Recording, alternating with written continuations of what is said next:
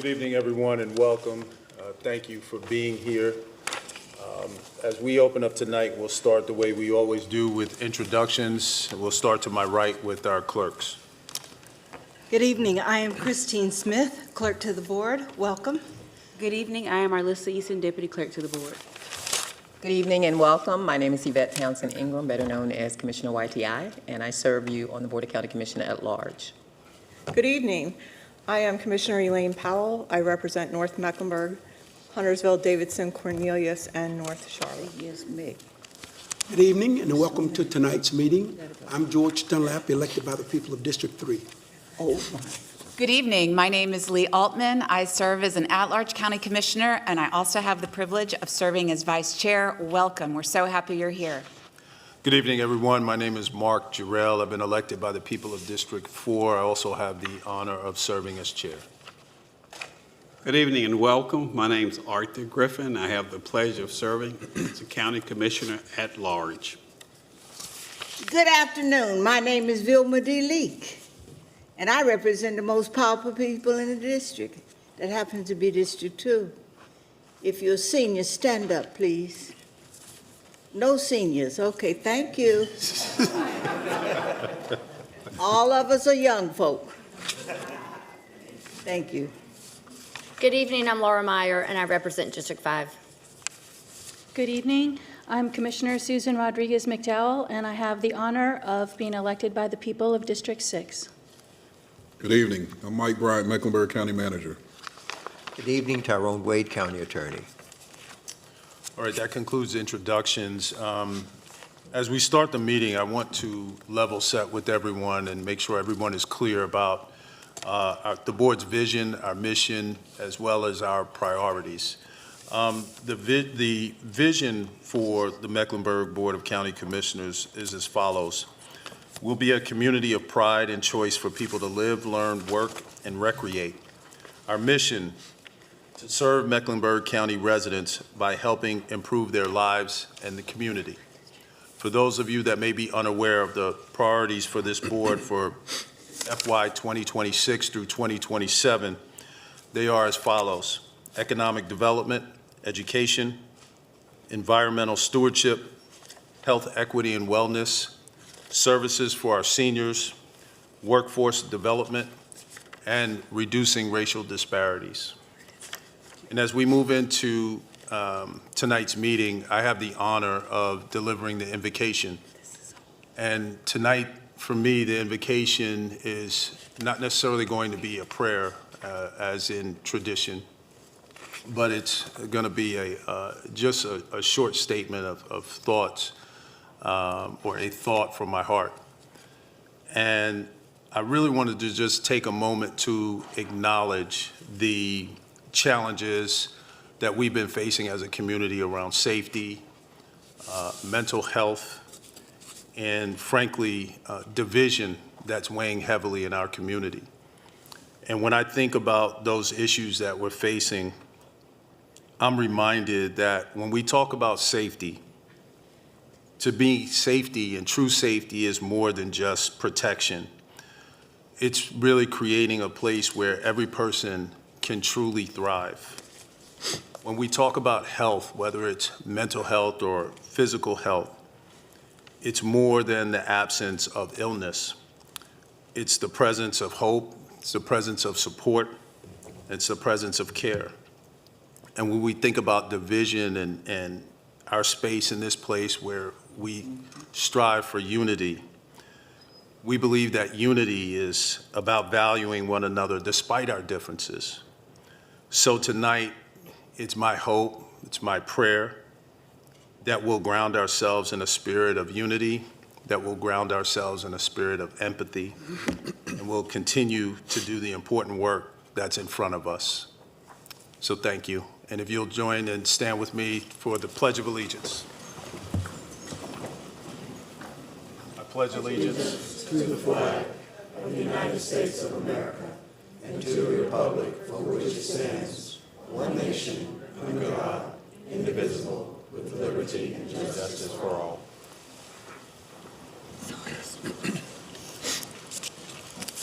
All right, before I turn the gavel over to our vice chair for awards and recognition, we have the honor or I have the honor of conducting an oath of office for Barbara Bleiweiss, who is our Soil and Water Conservation Commissioner. And so I'll ask Barbara and any of her family to come down so I can administer the oath of office.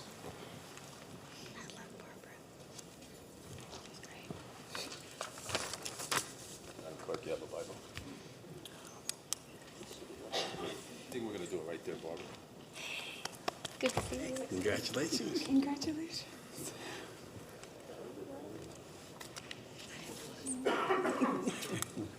It's a big deal. Great smile. I didn't realize we were doing this today. Did you want anybody to come down? I would have all my family. No, this is my soil water family, my son is part of my family. All right, so I don't want to tell you want to do No, that? this is No, we're okay. So I'm going to have to put the Bible Yes. here because I've got to read. Okay. And I'm going to say it loud so all can hear. All right, put your left hand on the Bible and raise your right hand. I'll try to do it this way. How about that?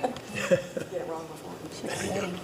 I state your name, I, Barbara Bleiweiss, do solemnly swear or affirm do solemnly swear and affirm that I will support the Constitution of the United States. that I will support the Constitution of the United States. I state your name, I, Barbara Bleiweiss, do solemnly swear or affirm do solemnly swear that I will be faithful that I will be faithful and bear true allegiance and bear true allegiance to the state of North Carolina to the state of North Carolina and to the constitutional powers and to the constitutional powers and authorities which are and authorities which are or may be established or may be established for the government thereof, for the government thereof, and that I will endeavor to support, and that I will endeavor to support, maintain, and defend maintain, and defend the Constitution of said state, the Constitution of said state, not inconsistent with not inconsistent with the Constitution of the United States. the Constitution of the United States. I state your name, I, Barbara Bleiweiss, do solemnly swear do solemnly swear that I will well that I will well and truly execute and truly execute the duties of my office the duties of my office as a member of the North Carolina Soil and Water Conservation Commission, as a member of the North Carolina Soil and Water Conservation Commission, according to the best of my skill according to the best of my skill and ability, and ability, according to law, according to law, so help me God. so help me God. Congratulations.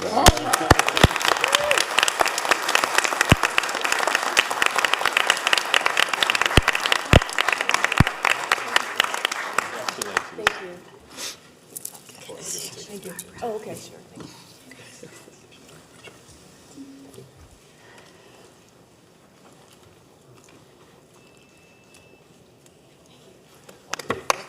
Okay, thank you, sir.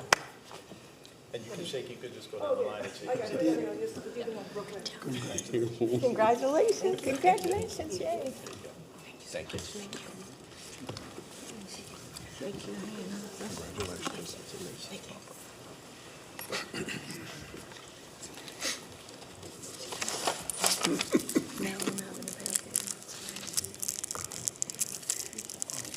Congratulations again, Barbara. That was a true honor for me to be able to do that for you. Thank you so much for your service to this community. We really appreciate you.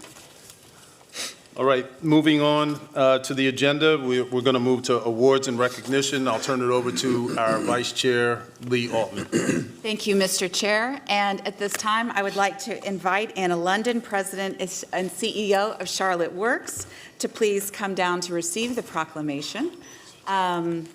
I confess I cherry-picked this one for myself because workforce development is something extremely dear to my heart and obviously a mission and priority of the whole Board of County Commissioners. So thank you, Mr. Chairman, for allowing me to do so. Whereas the City of Charlotte and Mecklenburg County recognize that workforce development is essential to future economic resilience and have accordingly made it a strategic priority. And whereas skilled and empowered workforce is essential to the economic vitality and future competitiveness of Charlotte and the greater Mecklenburg County region. And whereas workforce development professionals across public, private, and nonprofit sectors work diligently to connect individuals to training, education, and employment opportunities that improve lives and promote economic mobility. Whereas organizations such as Charlotte Works play a vital role in convening employers, educators, community partners, and government to align workforce systems and respond to the needs of a dynamic work market. And whereas Workforce Development Month and Workforce Development Professionals Day offer an opportunity to recognize and celebrate the achievements of those who support workers and businesses alike in building a strong and inclusive economy. And whereas Mecklenburg County and the City of Charlotte remain committed to advancing equity, opportunity, and prosperity for all through strategic investments in workforce development and talent cultivation. Now, therefore, we, Vi Alexander Lyles, Mayor of Charlotte, and Mark D. Jarrell, Chair of the Mecklenburg Board of County Commissioners, do hereby proclaim September 25th as National Workforce Development Month and September 17th as National Workforce Professionals Development Day in Charlotte and Mecklenburg County, and commend its observance to all citizens. Witness our hands in the seal of the City of Charlotte and Mecklenburg County, signed by the Mayor of Charlotte and Mark D. Jarrell. So moved. Second. Would any of our colleagues like to be heard? Mr. Commissioner Griffin. Madam Vice Chair, you're not the only one I that know. embrace workforce development. Charlotte is a phenomenal community to live and raise a family. I don't say that because I was born here, but just look at what's happened over the many years. I've resided here when I was away in New York. It's because of something that the old guys used to say years ago. Charlotte has a can-do spirit, and it tackles some of the toughest issues communities handle. And sometimes we aren't necessarily perfect, but when you look at the long run in terms of the quality of life and opportunity that's here, you have to embrace these opportunities. And it's because workforce development, workforce training, and a commitment and a recommitment to making sure that every resident has an equitable chance to enjoy the quality of life here in Mecklenburg County. So thank you, Madam Chair, for allowing me to say something. Thank you, Commissioner Griffin. Anyone else? All right, Ms. London.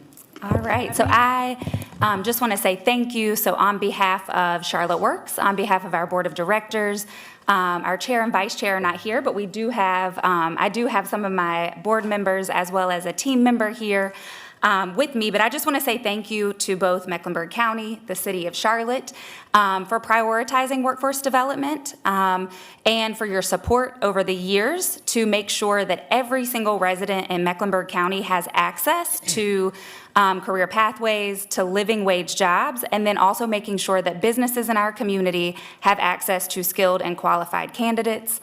I appreciate you all, as well as the mayor, for creating this joint proclamation. This is something that has been celebrated for years across the U.S., but this is the first time in my leadership in workforce development that we're honoring and doing a joint proclamation for workforce in Charlotte, Mecklenburg. So thank you for your support. Thank you for prioritizing workforce development. I appreciate you all. Thank you so much. All right, then. I believe everyone has been heard. Who wants to be heard? So all those in favor, please raise your right hand. And that passes unanimously, and we'd love to take a picture with you if you want to come down.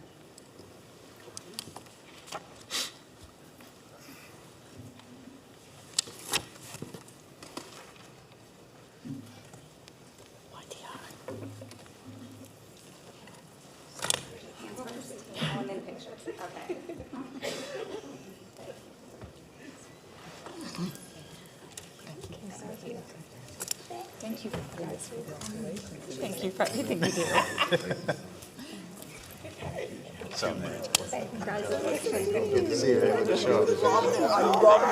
There's an owl in Powell. And she does a frog. Thank you for your work. An owl. How are you? Thank you so much. That's right. I love it. Thank you for your work. Thank you. Darling, Thank you for your work and commitment. Slide just a little bit. No. All right, squeeze in, Commissioner. There you go. Short.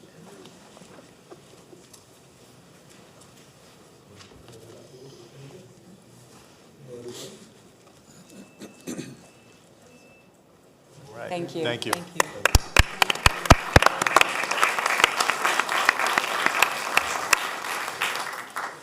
All right, at this time, I will be turning to Commissioner Elaine Powell to read the World Alzheimer's Day Proclamation and ask Kimberly Henderson, Director of Child and Family Adult Services, to come down to accept it and make remarks. Commissioner Powell. Thank you.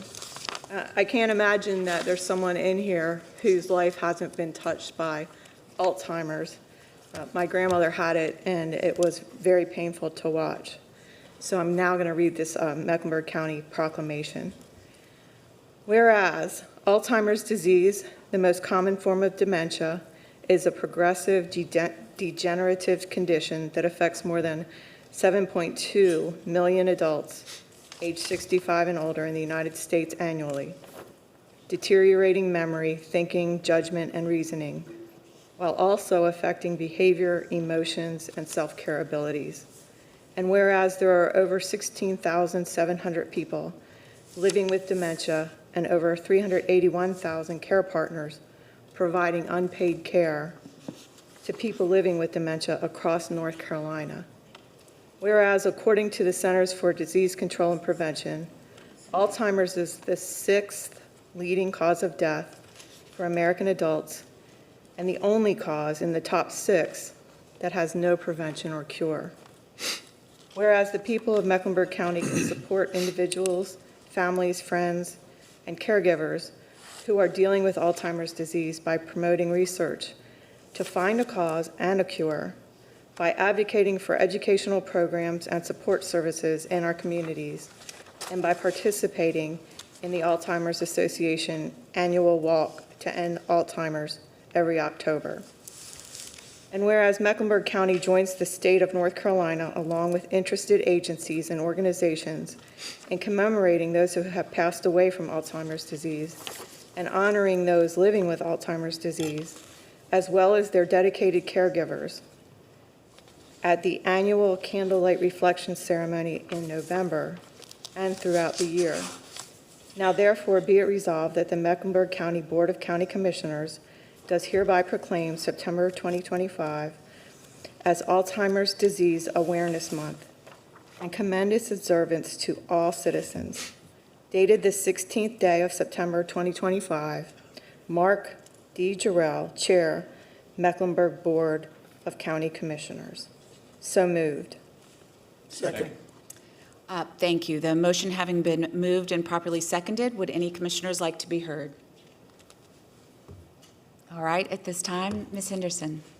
Thank you. Good evening. Thank you, Chair Jarrell, Vice Chair Altman, Commissioners, County Manager Bryant, General Counsel Wade, and my fellow county colleagues. My name is Kim Henderson, and I'm the Director of the Department of Child, Family, and Adult Services. On behalf of the Services for Adults Division, I'm honored to accept this proclamation recognizing National Alzheimer's Disease Awareness Month. Thank you, Commissioner Powell, for acknowledging that. My grandmother, who raised me, also suffered from this terrible disease. This is deeply meaningful to our team within the Services for Adults Division. They work tirelessly to support seniors and families impacted by Alzheimer's and other forms of dementia. In the Service for Adults Division, we offer many programs that help support family caregivers who are caring for loved ones at home. One of those programs, Project CARE, is designed specifically for Alzheimer's education, outreach, counseling, respite, and caregiver support. In FY25, the Project CARE program team served 677 individuals through information and referral calls.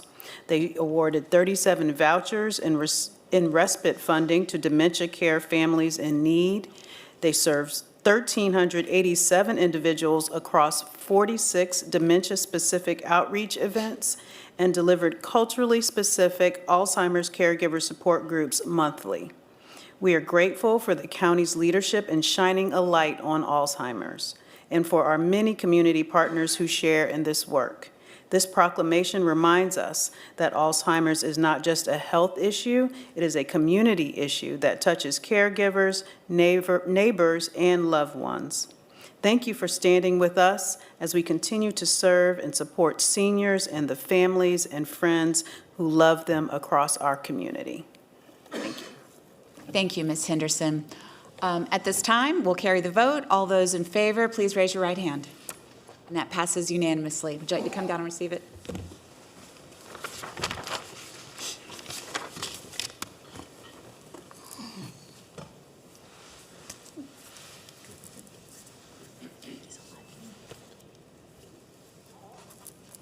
It's everywhere. Congratulations. Thank you, Ken. Thank you so much.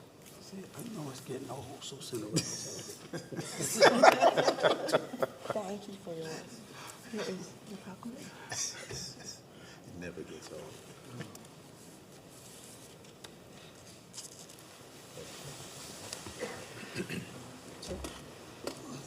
Oh, picture. Oh, there you go. How many pictures you need? We got a whole photo album.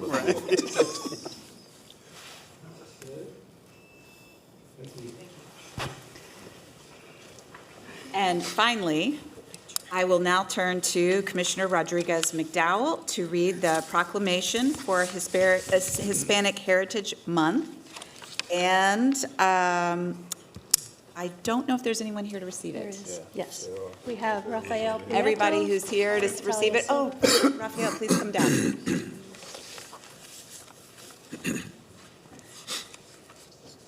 While they're coming down, I want to say it really is my honor to read this proclamation.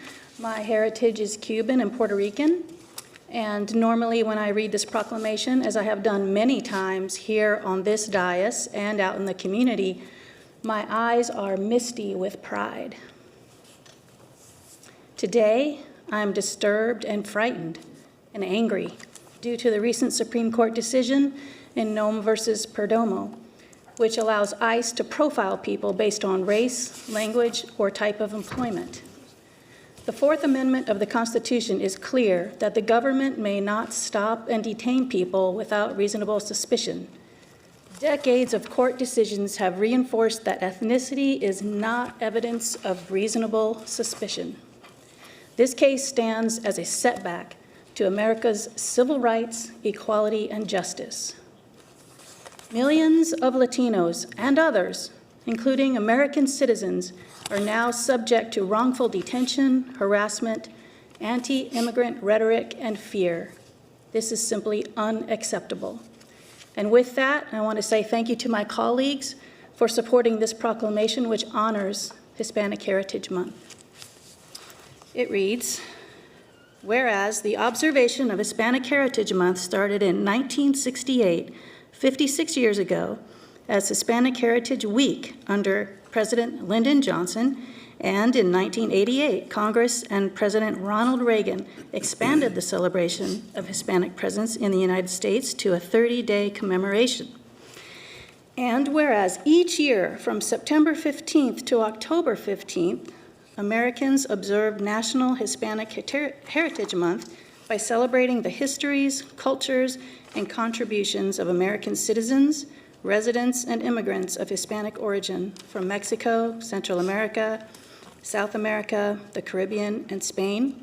And whereas September 15th is significant because it is the anniversary of independence of the Latin American countries of Costa Rica, El Salvador, Guatemala, Honduras, and Nicaragua. In addition, Mexico and Chile celebrate their Independence Days on September 16th and September 18th, respectively. Also, Columbus Day, or Dia de la Raza, which is October 12th, falls within the 30-day period.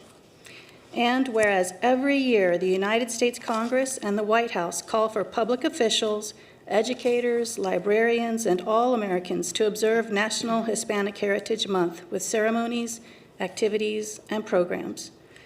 And whereas Mecklenburg County Hispanic Americans are the fastest growing segment of Mecklenburg County's population, the county is a diverse and enriched community and draws strength from the extraordinary diversity of its people.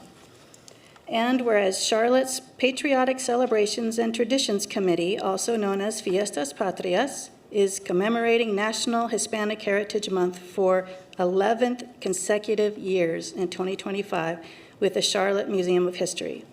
Now, therefore, Mecklenburg Board of County Commissioners do hereby proclaim the month of September 15th through October 15th, 2025 as Hispanic Heritage Month in Charlotte and Mecklenburg County, and commend its observance to all citizens this 16th day of September 2025. So moved.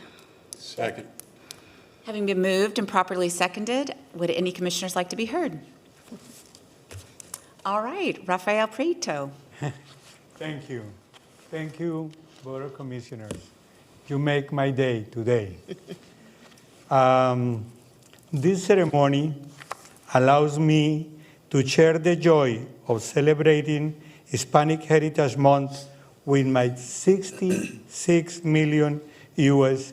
Hispanic compatriots. And of course, with the 170,000 Hispanics in Mecklenburg County. It has been 57 years since the first National Hispanic Heritage Week and 37 years since the first National Heritage Month.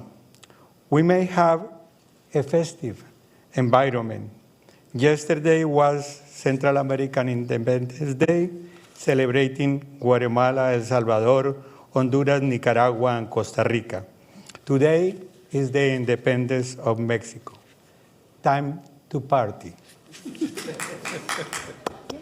However, it will be irresponsible of me not to mention that the Hispanic community in this country is going through a period of distress and pain. In the 46 years I have lived in the United States, I have never seen the most vulnerable sector of the Latino community treated with such contempt. The people are afraid, and the lawyers recommend that families must not attend public events. The neighborhoods are sad and silent, worse than the 87G deportation program years.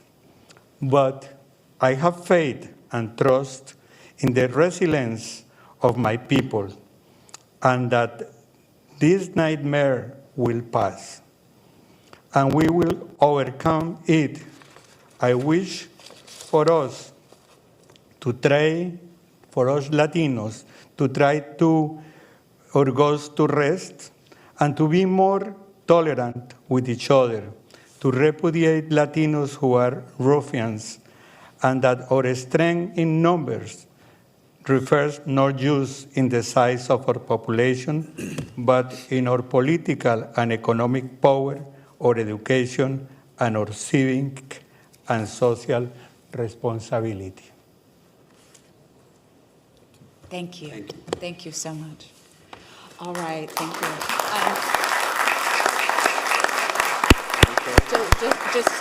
Just real fast, oh yes, did you want to be heard?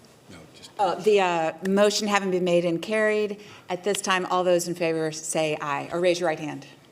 And that passes unanimously. Yes. All right. Please come down.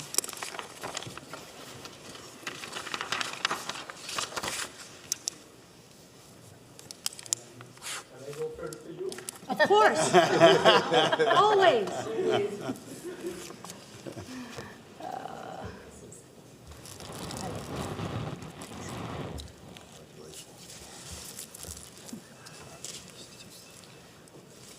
Next. It's good to see you.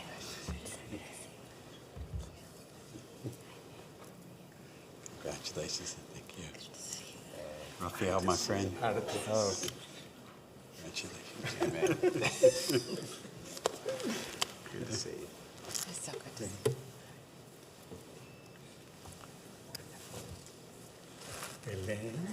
Congratulations. It's a pleasure, sir.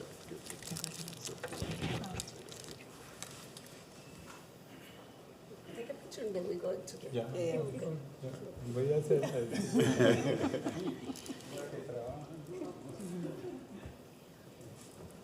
Come right here so we can take, yeah.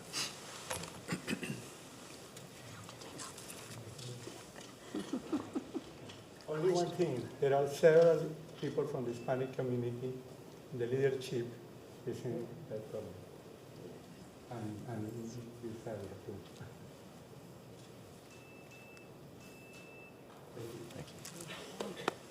Thank you. Thank you, Raphael. Thank you,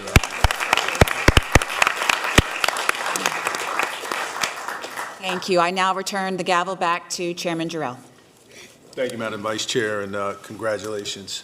So next on the agenda is going to be our arts and culture moment. But before we get there, I'd like to recognize some elected officials, colleagues that we have here with us and former. First, I see our Mayor Pro Tem from Charlotte City Council, District 1 Representative Dante Anderson. Please stand. I see our mayor from Davidson, Mr. Rusty Knox. Mayor Knox. Thank you. I see my great friend and East Charlotte rep, former City Council representative, but also Mecklenburg County Soil Water Conservation District Board Supervisor Nancy Carter. Thank you. And of course, we had our colleague Barbara Blyweiss was recognized earlier.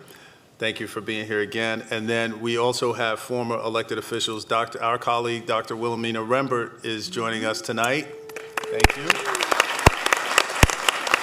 And former City Council member David Howard. Thank you. And with that said, I will turn it over to Commissioner Meyer tonight for our Arts and Culture moment. Thank you very much. This is very rare. I don't get to do art and culture moments from my district, so this is something to celebrate. Okay, are you going to start the slideshow? Okay. A new public artwork managed by Arts and Science Council has been completed and officially stewarded into the ownership of Mecklenburg County. Today, we're celebrating Generations of Growth, a vibrant and inspiring mural by Charlotte-based artist Bree Stallings. The mural is located at the Naomi Drennan Recreation Center in Greer Heights. Pictured here is Naomi Drennan, whose legacy as a community leader and organizer lives on today. For Stallings, honoring Drennan's legacy meant more than simply depicting the late community leader. Instead, the artwork reflects the enduring values of the community: strength, growth, and togetherness. Generations of Growth features motifs such as sunshine after a tumultuous storm, the planting, growing, and harvesting of food to share. These symbols capture the cycles of community and compassion that define Greer Heights. Through the Naomi Drennan Recreation Center is currently, Naomi Drennan Recreation Center is currently closed for renovations, the mural is open to the public for viewing. It now stands as a colorful, permanent landmark for residents and visitors alike. Congratulations to artist Bree Stallings, and thank you to everyone working with AFC to help make Mecklenburg County a public art powerhouse. Thank you.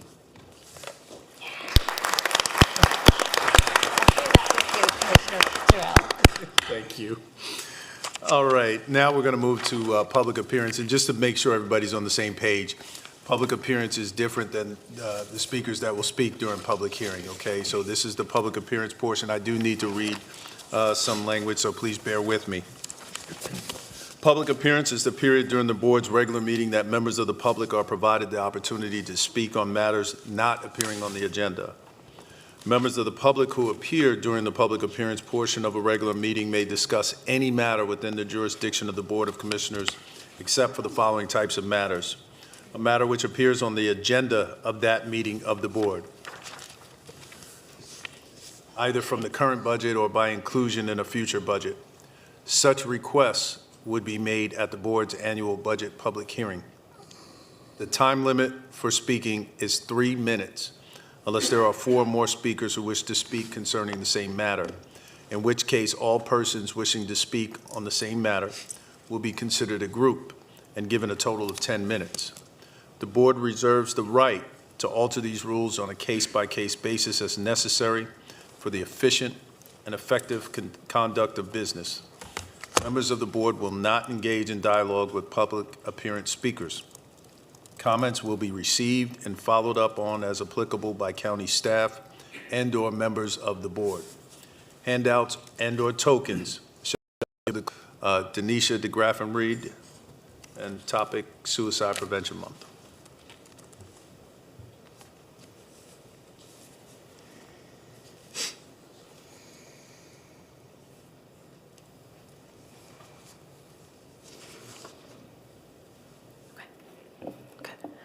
Hello, everybody. My name is Denisha DeGraff and Reed. I would like to thank all of the commissioners for having me, the county manager and the county district attorney. And this month is National Suicide Prevention Month, along with other things that were, I guess, kind of put into place tonight. But I want to speak a moment about just mental health and everyone taking care of themselves. I'm going to come out and say something personal that I've never said, but I am a suicide attempt survivor. I attempted suicide in 2014 while in school receiving a master's degree. And at that moment in time, it kind of led me to just focus on what is important about my mental health and how did this occur from somebody that had never had issues before. And so I just took a moment to myself, took a moment to speak with like my mom and trying to think of, that my behaviors changed, what was going on with me. And I came to the conclusion after speaking to a few people that I did not know how to handle a lot of pressure well. I was in college. This was my first time being out on my own. And, I was coming to an understanding of what the pressures of life could do. So I would like to encourage anybody that may be here tonight. I would turn around and look at everyone, but you're not going to be able to hear me. But please take care of your mental health. It is very, very, very, very, very vital. No one could have told me that I would have been the person to experience what I experienced whenever the pressures came on. And I realized in order for me to heal myself and to heal everything that I had caused with my family, I had to take a moment of time to just sit back and debrief and really think about my life. I had to sit with myself. I wasn't a weak-minded person. I've always been very driven, very ambitious. So I realized that this isn't only something that happens to people that are just super vulnerable. This could happen to any of us at any given moment. Any given moment, anybody could have an accident. Something could happen to your child, your parent, your husband, your wife, just somebody that you really love. And because it's the mind and the brain, we honestly don't know what type of reaction we could have. This could occur later in life, earlier in life, anytime you experience some type of traumatic event. So please continue to take care of yourselves. If you know somebody that's struggling, please get them to reach out to other people that are in the community. If you know that you're struggling tonight with just thoughts that you normally don't have, please reach out for help to the 988 hotline. They'll literally talk to people about anything.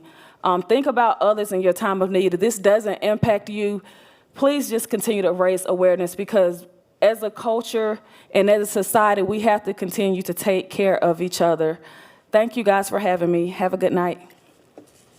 Thank you.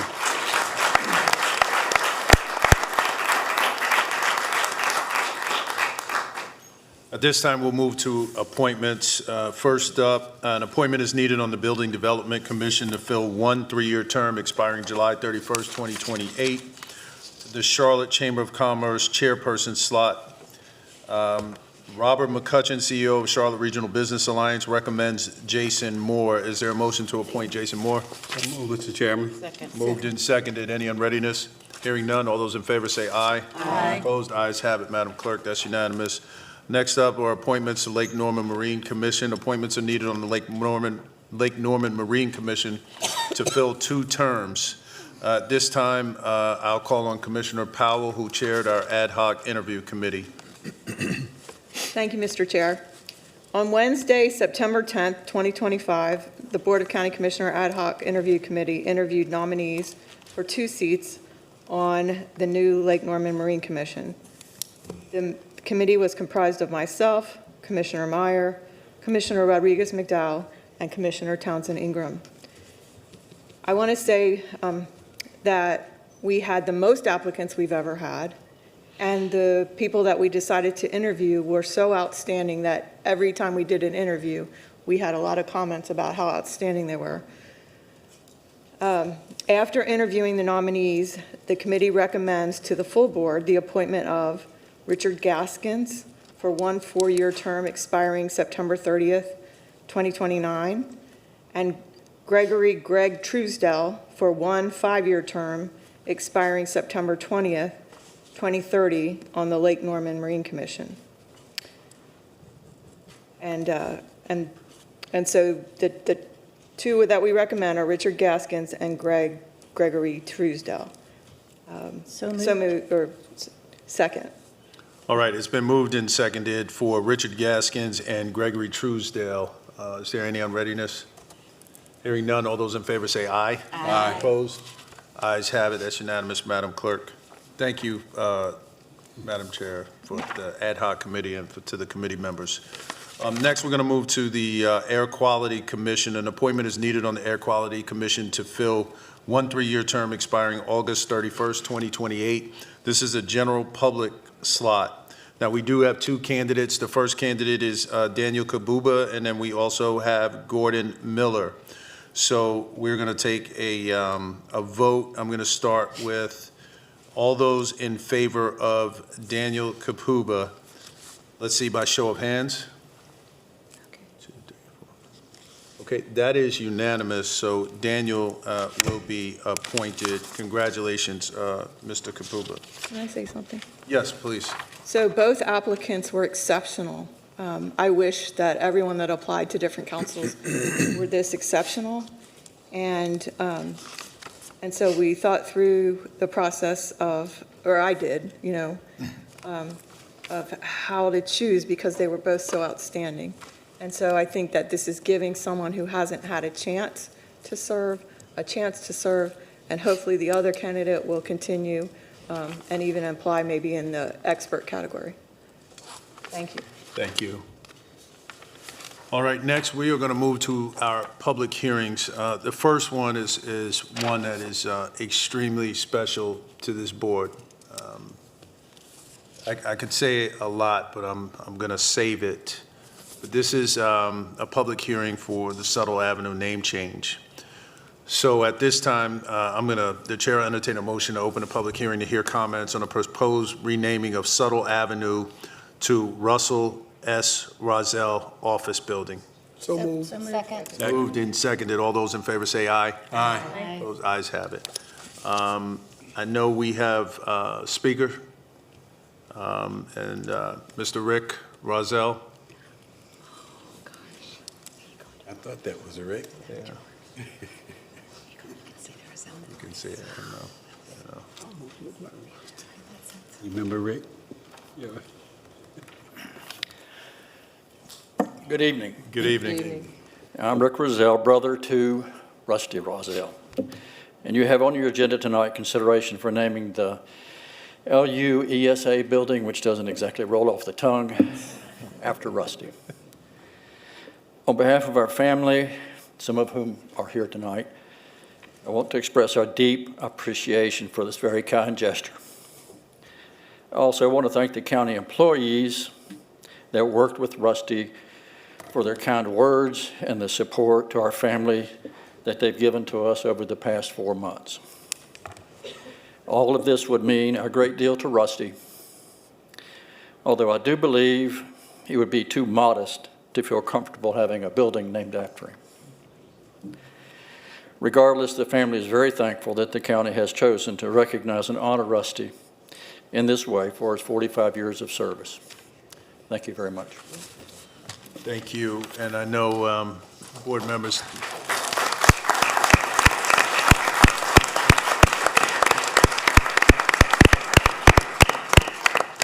Thank you, Rick. And I know we have comments from board members, and I'll start with Commissioner Powell.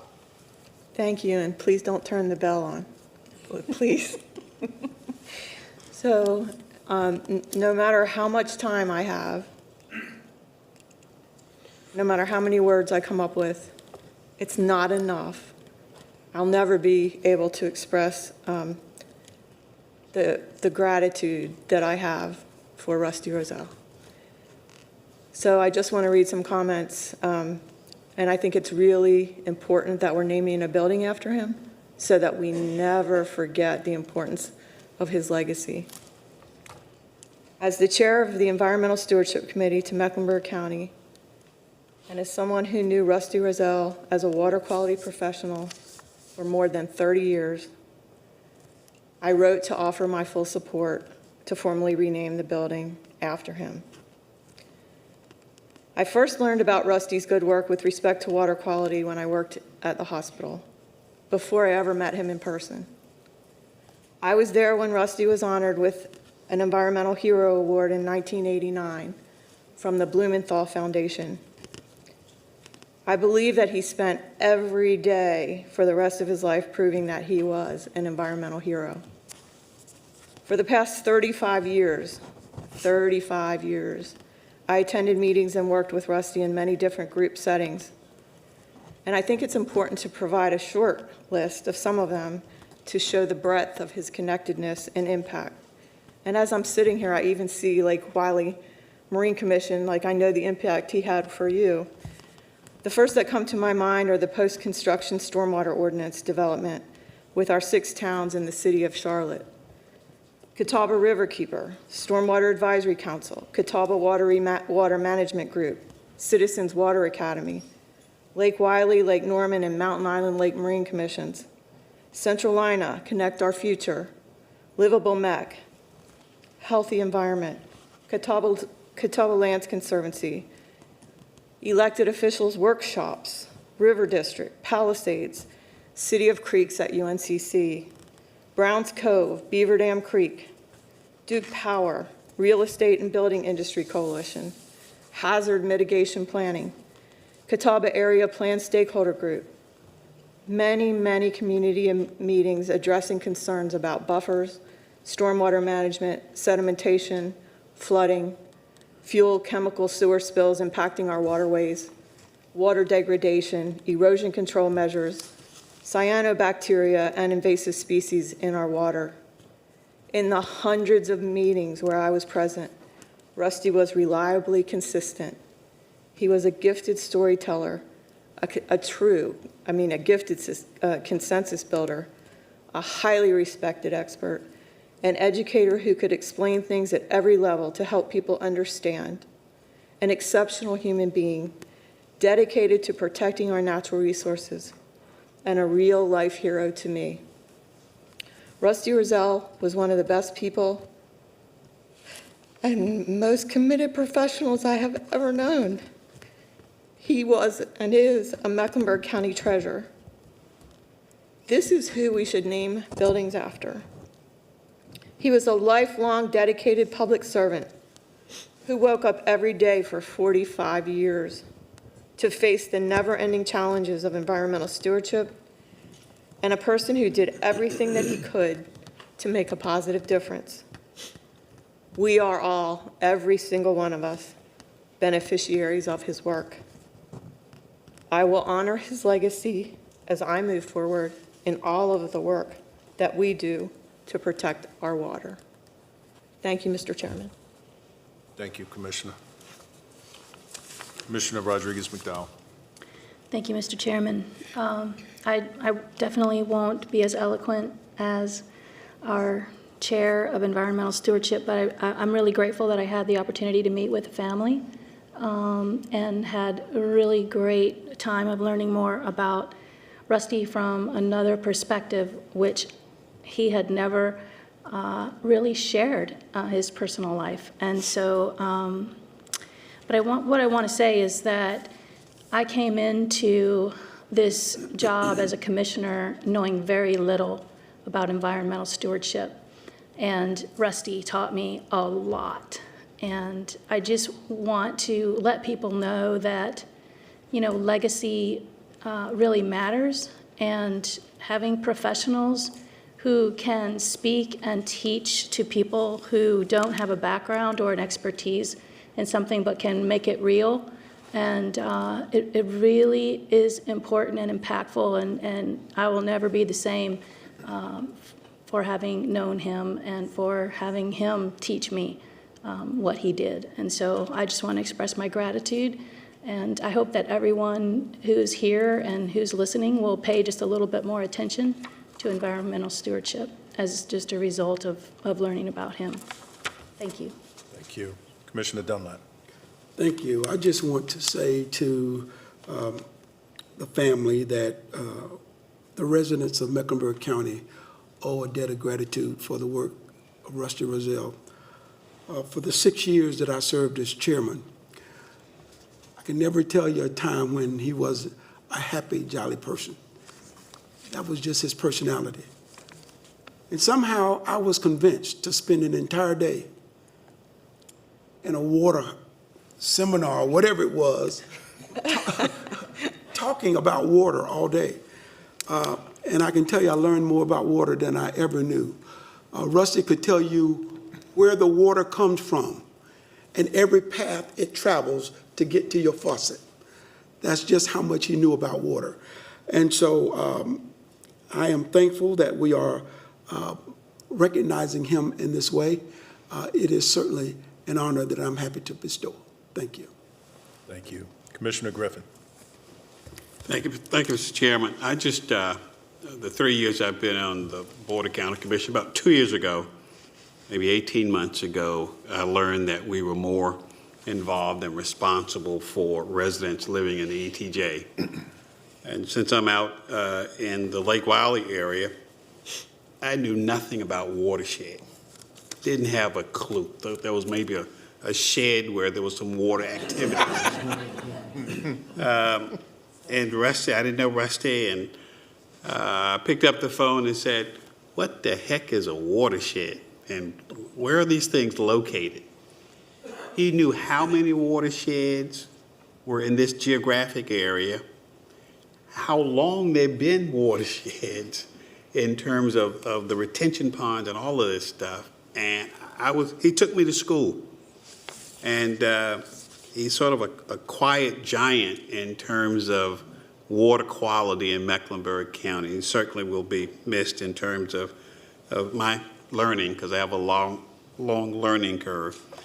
And Rick, I did not know he was your brother. And I've worked with your dad. I mean, that was ages ago, but did not know, and worked with you too. But your brother, as one of the Roselles, this community has a debt of gratitude for your family and for your brother and the work of your family here in Mecklenburg County. So thank you for sharing them with us. Thank you. Thank you, Mr. Chairman. Thank you. Commissioner Leek. Let me first say thank you to the family for affording Rusty to work with us and for us. I remember him when I was on the school board, how intelligent he was, but how kind he was, how respectful he was, and he knew his work. But the sad thing, we only wait till people die before we say these good things about them. He can't drink the soup now, so we should have given him a bowl of soup before tonight. So to your family and to Mecklenburg County, we're grateful to have had Rusty with us. I recall the last meeting I saw him sitting on the front seat getting ready to give a report. So we'll always remember his kindness and his smile. But he was a very quiet person, but a very sincere person, and a person who didn't put on, but he was the same day after day after day. So thank you for the opportunity to have been able to serve with him. So let's stop waiting until people die before we honor them. Give them the soup while they're living, because he can't smell it now nor taste it. Commissioner Meyer. Thank you, Mr. Chair. I bet most people in this room don't know what watershed is or stormwater or really how that affects any of us. but Rusty did, and he made sure we all did. And we have to make all these decisions. And I'll never forget making a decision. I voted on something that he was over there where you are, his brother. He was shaking his head. And to go against Rusty, do you remember that? When the road? He was the kindest person I've ever met. And I have to say that I loved listening to him speak because I loved his accent. I could listen to him speak all day long. He was a delightful person, and I'm a better person for having known him. This county is better for having him worked here. So I wholeheartedly support this. This is a wonderful way to honor him. Thank you. Commissioner Altman. It's really nice to see you and to see the family resemblance. He was gone too soon, and it's very hard when there isn't an opportunity to say goodbye. But my colleagues were so eloquent. I don't have anything to add, except he really is a blessing on all of us, and his legacy will continue to be a blessing to the whole community. Rick, thank you for being here. It is an honor for us to be able to take this action tonight. I can tell you that, to me, Rusty's an example of what impact an individual can have on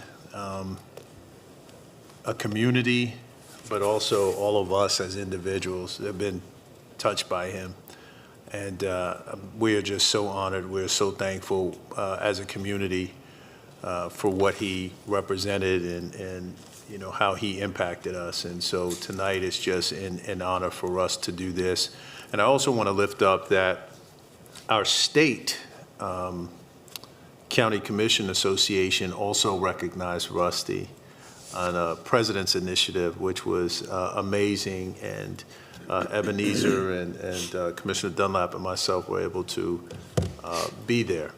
And it was an honor that he was recognized at the state level as well through this association. So again, I think to the Vice Chair's point, my colleagues just have communicated it so eloquently. So at this time, what I will do is entertain a motion to close the public hearing So moved. and approve the renaming of Subtle Avenue to Russell S. Rozelle Office Building. It's been moved and seconded.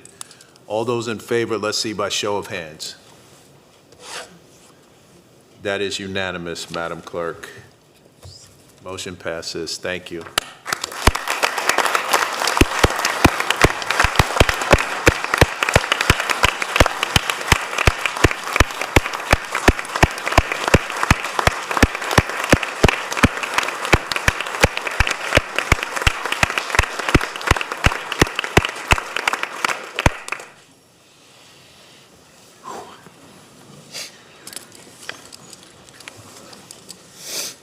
Okay, the next item on the agenda is another public hearing. This one is the organizing a Metropolitan Public Transportation Authority, also known as MPTA. At this time, I'll open a public hearing to receive comments on organizing a Metropolitan Public Transit Authority. So moved. Second. Been moved and seconded. All those in favor say aye. Aye. All right. At this time, I know we have multiple speakers. I'm going to call out the names. I want everybody to remember there's two options.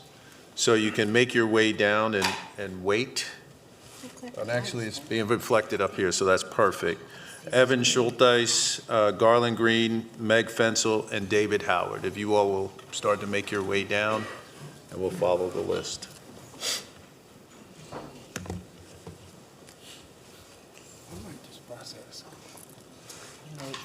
And we'll let Evan go first. Thank you. Esteemed members of the board, I am here tonight representing the members of All Aboard Charlotte, a chapter of the Carolina Association for Passenger Trains. While we each have our different opinions and perspectives on the new transit authority that will be created through this memorandum of understanding, we have not lost sight of two things. The first and most important is that this is the people's decision to vote yes or no on the ballot this November. The second is that regardless of any specifics as to the organization of the authority or the details of the transit plan, none of this can be done without funding, and that funding cannot be secured unless the new authority is formed by December 31st. Therefore, we ask the members of the County Commission to vote yes to ratify the MOU. Thank you, and I yield the rest of my time. Thank you. Garland?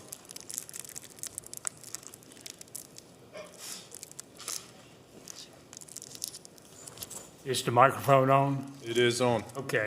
I gave to the clerk a packet of information. It's really 2 sheets.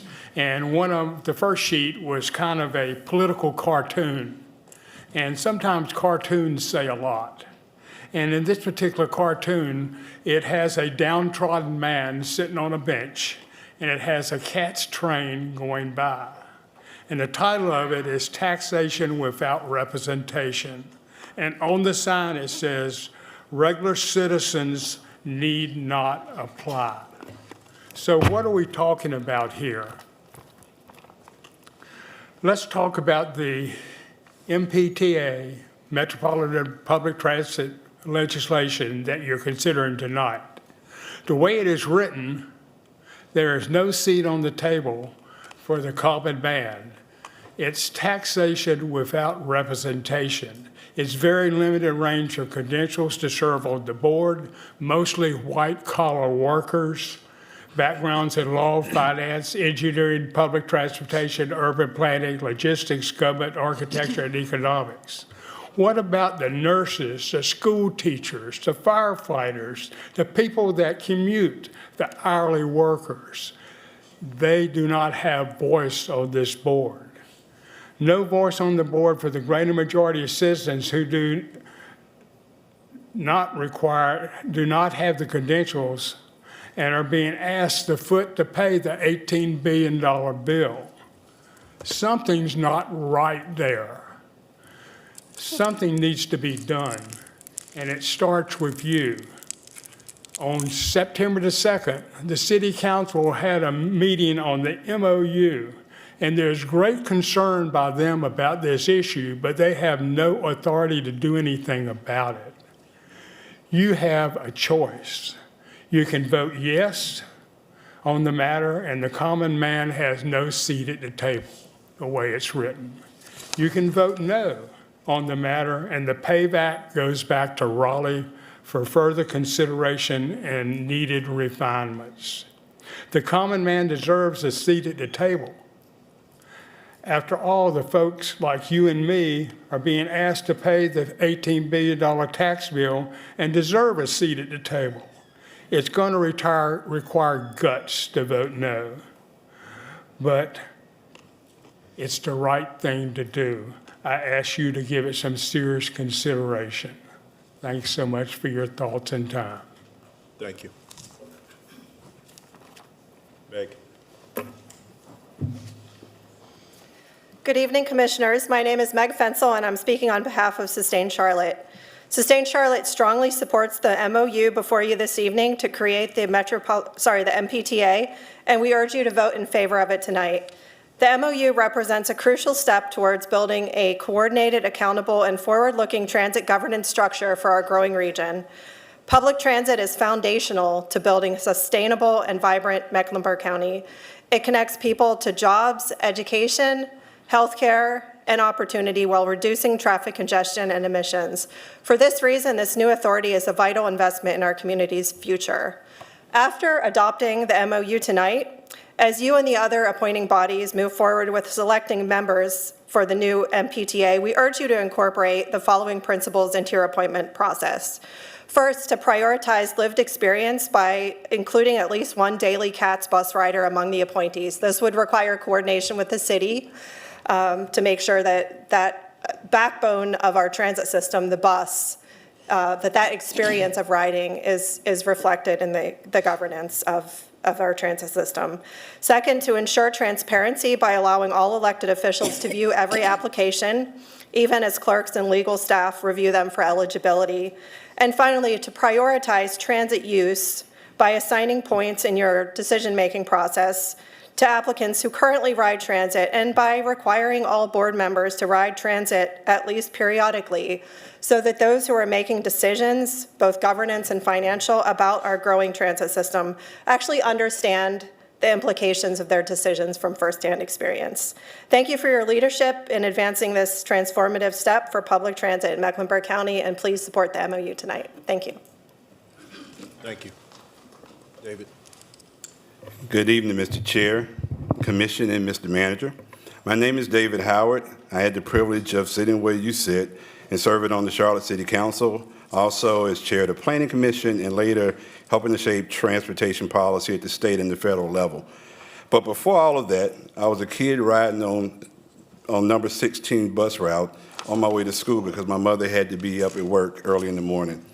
For my family, and for so many other families, transportation was the only way to reach opportunity. That hasn't changed. For nearly half of the people who ride our buses, it's still the only option because they don't own a car. And we know that these riders, we know who these riders are. Over 60% are African American working people who depend on transit to get to their jobs, to their schools, to their doctors. This agreement is about them. It's also about students. Charlotte-Mecklenburg operates 22 high schools. Right now, only one of those schools is within a 10-minute walk of a transit stop. With this investment, that number changes to 18, leaving only 4 we need to work on. This is a transformational shift. Thousands of young people will finally have safe, reliable access to school, after-school jobs, and activities that prepare them for the future. And for some of those same students, they'll have an opportunity to graduate and go work directly for CATS, making $26 an hour as an operator, and getting a pension, and all that by the age of 18 or 19 years old. That's real opportunity and stability and growth. It's about our seniors. For many older seniors, fixed route transit doesn't work. Microtransit allows them to schedule a ride from their front door to their doctor, to the grocery store, to church for just over $1. That's independence, that's dignity, and ability to age in place without being isolated. And yes, it is about infrastructure. I live in Steel Creek, so I can tell you that 77 is congested all day. And it's about gridlock on Independence. My sister actually used to live in Renaissance West, and she worked at Amazon near the airport. For her, that meant she had to take a bus downtown first, transfer, and then head back down Wilkinson. That should have took a 10-minute, there should have been about a 10-minute commute, but for her it was a lot longer. These are real problems. Transportation is how business people get to the airport for a 7 o'clock flight. It's how a mother takes her child to the doctor without begging for a ride. It's how a young person reaches their first job interview. This is about how we move our whole region forward. So, commissioners, doing nothing is not an option. Doing nothing means longer commutes. Tonight you have a chance to create this Mecklenburg Public Transportation Authority, and I ask you to do it so we can serve the full community here in Mecklenburg County. Thank you. Thank you. And thank you for honoring Rusty. That was incredible. Thank you. All right, next up we have Charisma Sutherland, Mayor Knox, Shabita Suresh, and Alex Walbrook.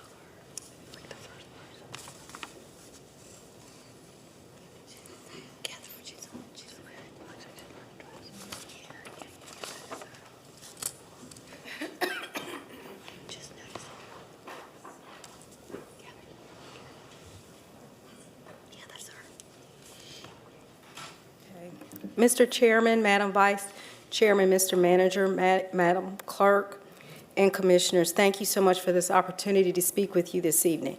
I'm Charisma Sutherland, the President of the Canopy Realtors Association, here to speak to you on behalf of our Realtor membership and ask for you all to support the Transportation Plan Resolution, standing up for the authority and creating an appointment process. This is an important final vote that will allow our community to be ready to enact the transportation plan when the voters vote to pass the referendum. Once you vote to authorize the authority and stand up the appointment process, our community will have the confidence it needs to know how you and the other appointing authorities will be able to move forward.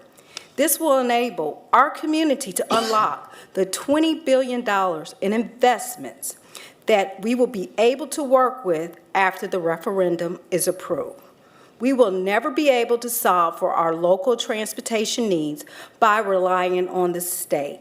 We must make investments now from our local revenue source to make sure that we are able to get the needed road, rail, and bus projects that will support our growing community. With over 152 people moving here every single day, our community continues to grow and see the stress of that growth. Our neighbors to the south of us in South Carolina, specifically York County, passed this measure several years ago. The success of that measure can be seen when you see the road changes when driving from Mecklenburg County to York. We must make these investments to enable us to remain competitive as the 14th largest city in the nation at this time, to have a robust rail, road, and bus plan that can compete with the rest of the world. We ask that you stand up with authority and begin the process of making the appointments. The realtors of your community stand with you, and we ask for your support. Thank you. Mayor Knox. Manager Bryant, Attorney Wade, Chairman Jarrell, Vice Chair Altman. My name is Rusty Knox. I am the Mayor of Davidson. I want to first thank all the county commissioners. I appeared before you last month and asked that you put the 1-cent sales tax forward to the citizens of Mecklenburg County on the ballot in November. You did so. I thank you for that. Tonight, I'm here speaking for myself and other mayors in our county to ask that you support the creation of the Metropolitan Public Transit Authority in accordance with the guidelines set forth by the PAVE Act. The work that went into forming this new authority, what it would look like, how it would be structured, and the guidelines for representation was a task that the managers from the 7 municipalities and Mecklenburg County helped craft. I appreciate and value the work it took to get us to this point. All 7 municipalities have passed resolutions in support of the formation of the MPTA, and I ask that you consider doing the same. Thank you for the work you do for all of us. I am proud to call Davidson my home, and I'm equally as proud to call Mecklenburg County my home. So again, thank you. Thank you. Shabita? Hello, I'm Shabita Suresh, and this is my friend Alex Wolbrick. I first met Alex while volunteering at one of the Sustained Charlotte Awards, and we connected quickly. I've always cared deeply about the environment, but through our friendship, Alex has opened my eyes to the realities of Charlotte's current public transit system and to the possibilities that lie ahead if we choose to invest in its future. Not long ago, Alex invited me on a bike ride that completely changed the way I see our city. Instead of sitting in traffic surrounded by honking horns and road rage, I found myself on the greenways where people were smiling, waving, and enjoying time outside among the trees. That experience showed me how different Charlotte can feel when we make space for safe, sustainable transportation. The upcoming referendum is about more than buses, trains, or bike lanes. It's about safety, about quality of life, and giving everyone in our community better ways to move around the city. By supporting the transit tax and creating a new county transit authority, we have the chance to build a system that truly works for the people and to make Charlotte a more connected and more welcoming place for all. Thank you. Thank you. Thank you. Next up, Janet Beamer, and then Mayor Pro Tem Anderson. Mayor Pro Tem, you can make your way over. Janet Beamer, are you here? No?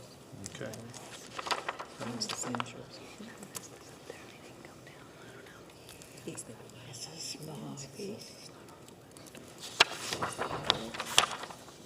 Mr. Chair, Vice Chair, County Manager, and Commissioners, it's my pleasure to stand in front of you this evening. My name is Dante Anderson, and on Monday nights, I sit right there where you're sitting. And I wanted to take the time to come out and tell you how important your vote is this evening. Never have we ever been so close as a city, as a county, and as a region. We've never been so close to have a robust transportation system that can serve all citizens of our region. And as you've heard earlier, many of the towns, the city of Charlotte, have already voted for the MOU, the Memorandum of Understanding. And now it falls upon your desk to take action. And it's an important step for us to stand up this authority. And the MOU introduces the experience of riders to be a part of this authority, and that's critically important as well. So as you deliberate over this, please understand that as a child, I took public transportation to school. And as an adult, as a teenager, I took public transportation here to explore the city and to shop and to have fun with my friends. And so the step that you're taking this evening will be an investment in our children for generations to come, so that they too can have access to public transportation, so that our workers can have access to public transportation, so that they can get to work and not be required to own a car. Unfortunately, so many of our residents today have to own a car. And as we know, the region is growing. Over 150 people selecting Charlotte, Mecklenburg, and the towns as home. We don't want them to have to think our region requires a car. I want to move to Charlotte. That's a car requirement city. I want to move to Davidson. No, that's a car requirement city. We know that housing and transportation are the two most important pieces to unlocking economic advancement. And to take the burden of owning a car off of our residents invites that opportunity for those funds to be invested in themselves. So I hope you will take this moment and deliberate and vote to move forward so we can have an opportunity for a regional robust transportation system. Good evening. Thank you.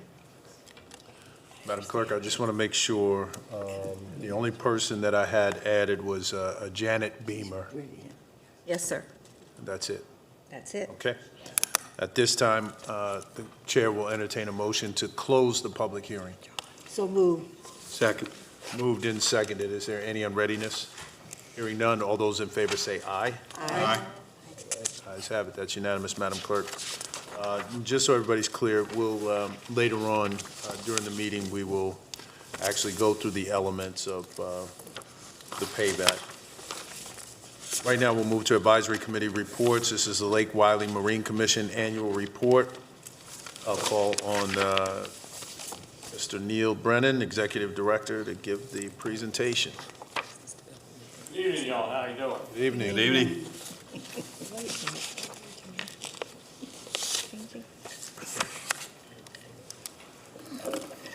I want to make sure I know how to use this device here to make, let's see, I'll try that one. That didn't work. Can you just say next slide? We'll take care of it here. Oh, you got it? Okay, well, thank you for your help, Christine. Next slide, please. Our mission statement, and good evening, Commissioners, Mr. Chairman, Madam Chair, and Commissioners. Good to see you all again. Our mission statement hasn't changed. We're here to promote public policies and support regulations for the benefit of Lake Wiley and the citizens who use the lake, and it's all about safety. Next slide, please. One of the things we fight is pollution. We participate in the Catawba River Sweep. It used to be the Lake Wiley River Sweep, and when the Catawba River Sweep came and said, we'd like to take this over, we said, well, permission granted, go right ahead. Next one's scheduled for October the 4th. They'll have about 10 sites, and we get funding. We provide some funding from the Lake Wiley Marine Commission, and we get support from local businesses and tarps and gloves and that kind of stuff, and the counties provide the dumpsters that we use to put the trash in. Next slide, please. Another thing we have is water quality, and the Catawba Riverkeepers sponsor this program called Swim Guides. And from Memorial Day to Labor Day, they go out and sample the water at various swim sites throughout. We sponsored 2 of those swim sites on Lake Wylie. They sample for E. coli on Thursdays, and Friday they have a report, and they tell where you can swim and where you can't. And we had a boatload, as you can see the numbers up there, of hits on that site. There was 1 that came up positive, or negative, shall we say, at the TKK Beach Club throughout the whole summer. The system works, as you can see by the number of people who use this website. So it's all about safety, keeping the swimmers safe. Next slide, please. Water quality data. Rusty Roselle lives yet with us. The sheet that you have before you is developed by his people. We get this every couple of months, bi-monthly report, and you have the most recent one there that was provided by his staff. Next slide, please. We're responsible by law to maintain the no-wake buoys in the North Carolina's waters of Lake Wylie.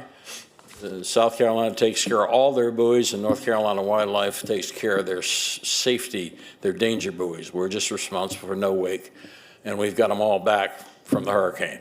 Next slide, please. Another thing that we did was we tried to maintain some continuity across the waters of Lake Wylie. North Carolina has a state law that says if you want to rent a jet ski to somebody, you've got to provide insurance. You have to have insurance, and you have to provide insurance to the rentee, the person to whom the jet ski is rented. South Carolina didn't have that. So earlier this year, talked to the South Carolina Department of Insurance and South Carolina DEQ and said, hey, can we do this? Are you okay with us passing this regulation? They said, sure, go ahead. So we did.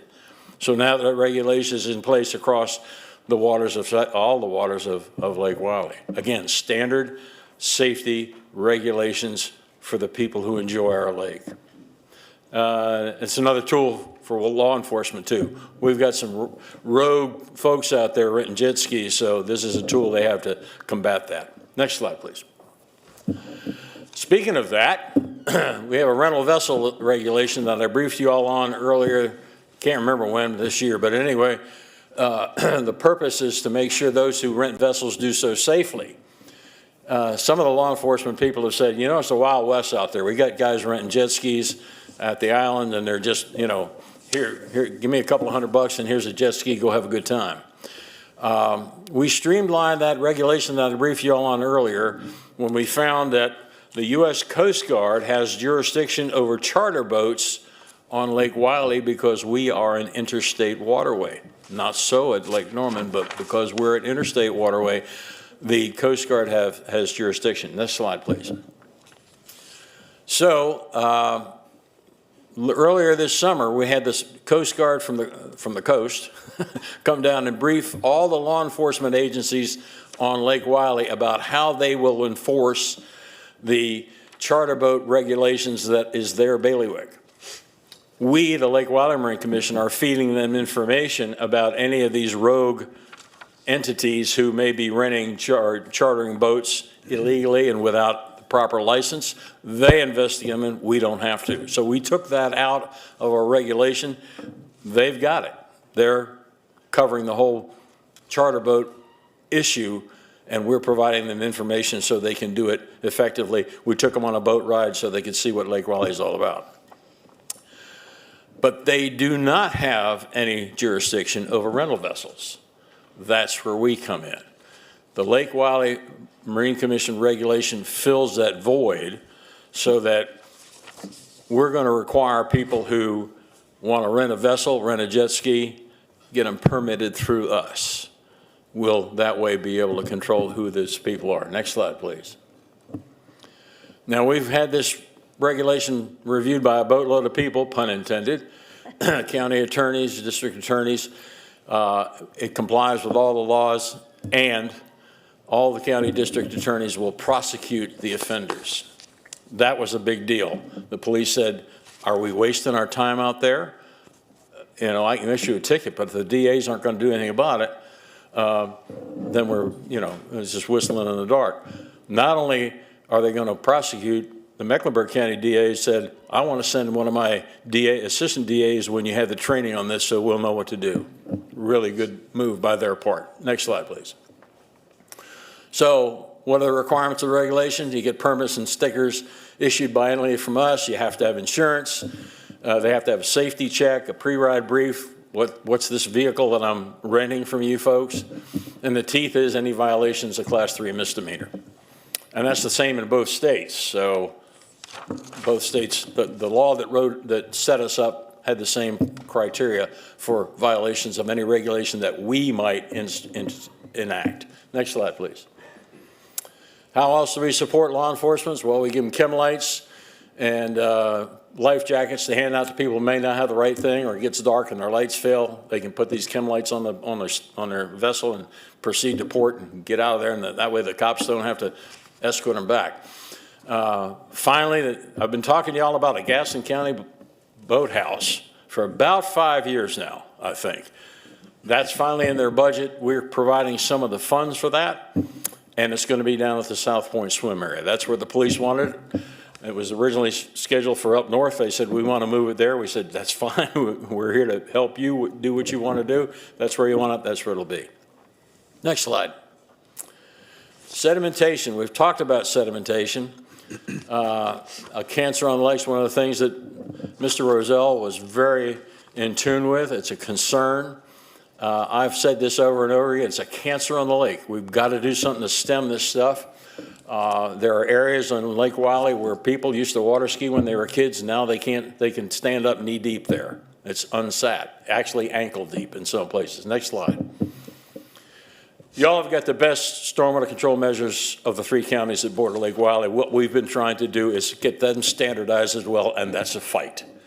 Gaston County is not interested in a whole lot of regulations, but they have improved their regulations to some degree by changing some of the big picture items. We're more interested, along with the Catawba Riverkeeper, in trying to get some of the nitty-gritty, like enhanced stormwater control measures. So we've enhanced that at the municipalities. We got Belmont to enhance their ordinance by requiring high hazard silt fencing along the waterway, and Cramerton and Mount Holly have all also agreed to add that to their ordinance. So step by step, we're trying to protect the waterway. Next one, please. This is the wolf closest to the sled.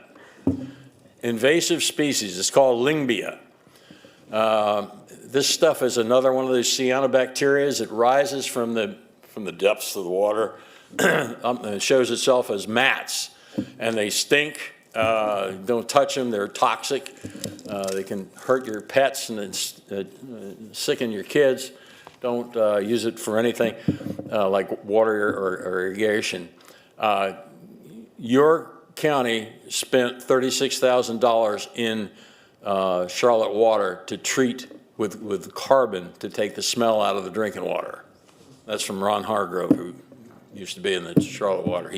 He helped organize, next slide please, a symposium. But one of the things we covered at the symposium is how do we treat this stuff? Well, Lake Norman had 10 acres of the stuff, and you can see the numbers there. We only had 4.5, but that was in 2024.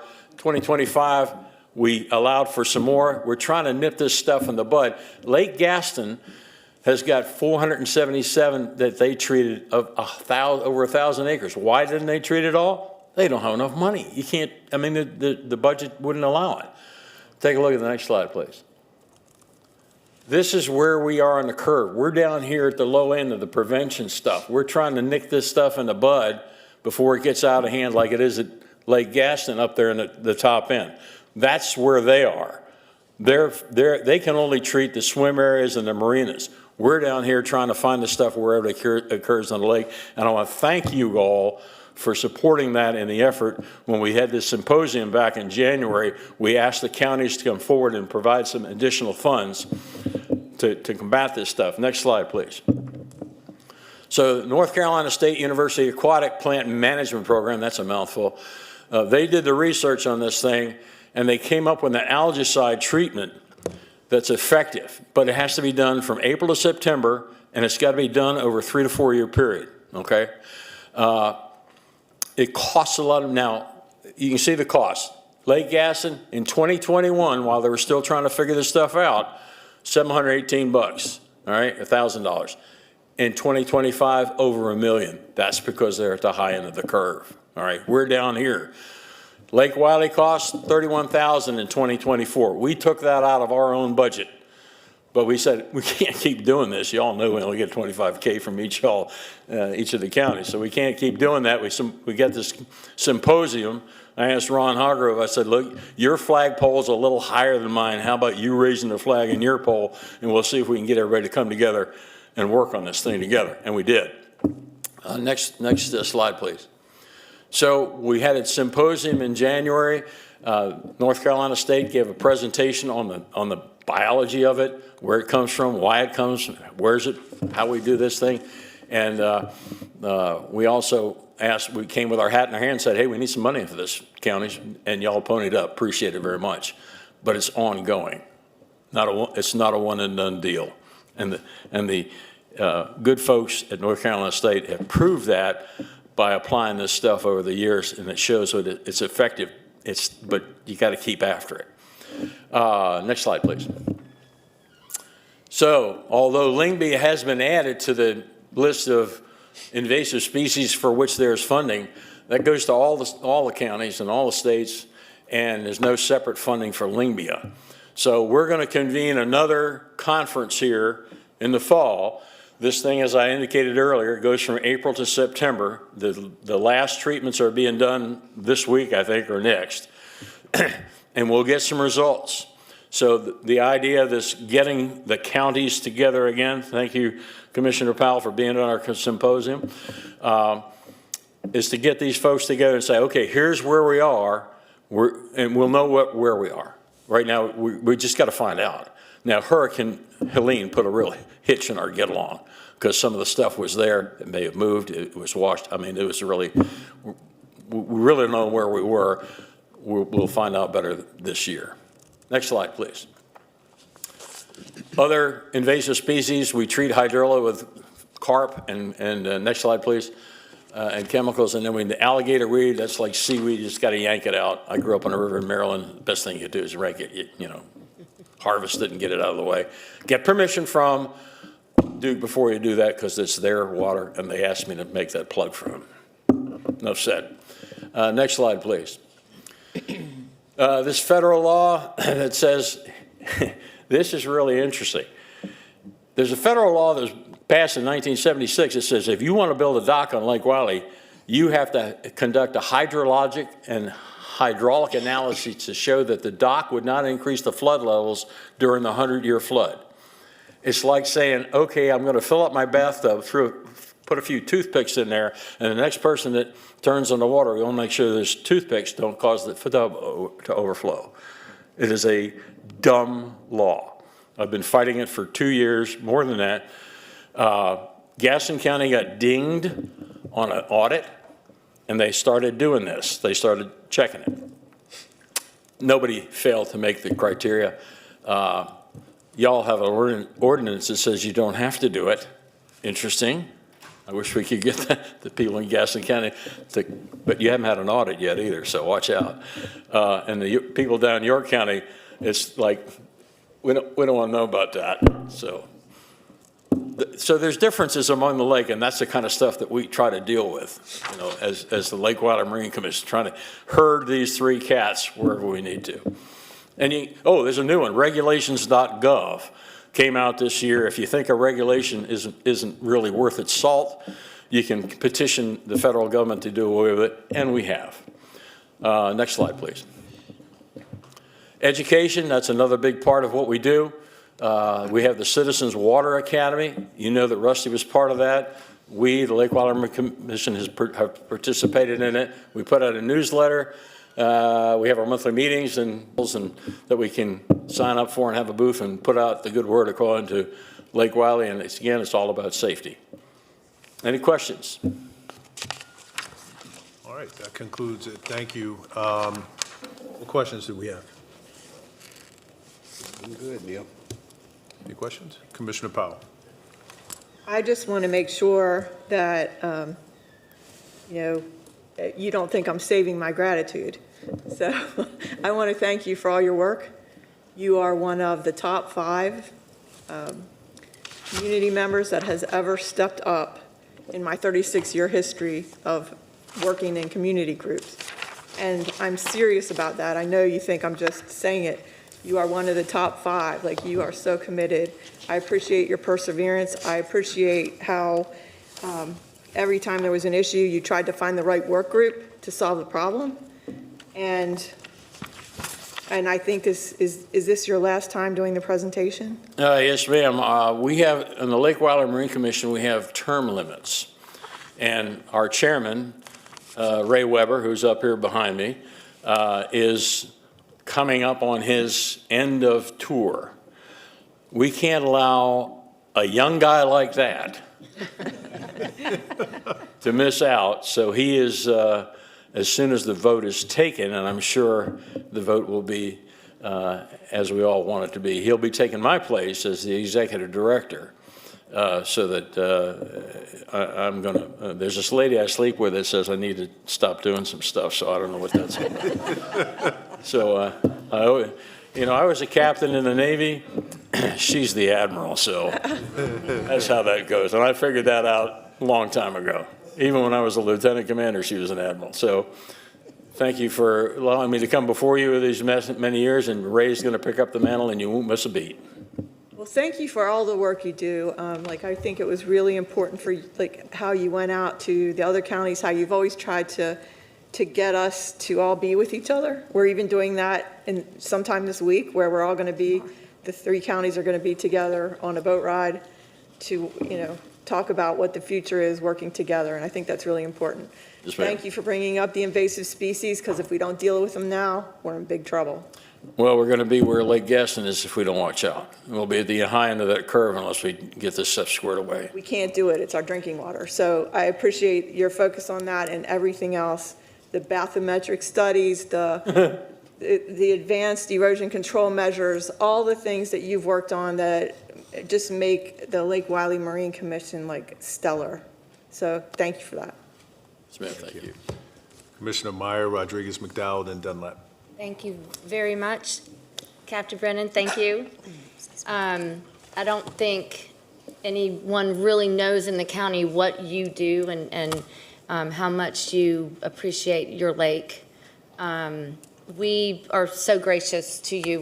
There's so much gratitude because you've taught us so much, particularly on the lake. It's like a classroom, and the pride that you have and the work that you've done is just obvious. And this is your last time as the chair? Well, we will vote in the new members next week, the new officers, and then at the end of September, my chariot turns into a pumpkin, and the other folks will take charge. Well, I hope that you have been an incredible role model for the rest, and I hope that you have learned that we really do learn so much out there on the lake. And actually, Commissioner Powell, it's tomorrow that we're going. I'll be there. Yes. So I look forward to seeing you tomorrow. You're going to come too? Coming. All right. Well, good. And we'll see you too. I'll be there, and I didn't realize this is your last presentation, maybe. And so I just wanted to add my thanks to all that you've done to teach us, and your patience, and I really enjoy running into you at all of those water meetings that we did. So Indeed. Thank you for your years of volunteer Yes, ma'am. service. Glad to do it. Appreciate it. Thank you all for letting me come talk to you all tonight. Appreciate it. Commissioner Dunlap has. Captain, hold on one second. Commissioner Dunlap has something for you. We don't want you to go. Yes, please stay. Well, it's not that. I've been out on the water with him enough times, but I didn't know it was going to be your last night. Your last time either. And for those in our community who really don't know what you do, when we talk about a classroom on the lake, it is a classroom on the lake where you learn about what's happening with the pollution and everything on the lake and the sediment on the bottom of the lake. I learned stuff about the speed of the boat, the engine turns, how much sediment comes out of the bottom, all of that stuff. But I just want you to know that I really do appreciate the service that you've rendered to the Lake Commission. And I'm sure you'll be missed, but I don't expect that you will send us someone to replace you that wasn't qualified. So I look forward to that continuous learning. Thank you. Thank you, sir. Appreciate your But I know this is going to be your last time. I would have rearranged things and come back out. Appreciate it. Can we get our picture with him? Yeah, can we get one, get a shot with you? Photo? Oh, yes, sir. Come on down. We want to say thank you and get a photo. Where's our photographer? Suzette's Yeah. running. And we'd like to shake, so if you want to just come around. Oh, that's good as well. I'll just send you a copy of that right away. I guess I'm the photographer. Suzette's over. Great idea, man. Thank Looking you. forward to it. All right, 3:30. Okay. Expect a really Keep good charging. dinner. Thank you for your service. Yes, sir. Thank you. See you Thanks so tomorrow, right? much. Oh, absolutely. I'm there. Mark, you going? I'm there. All right. You taking him to dinner after? I'll take it.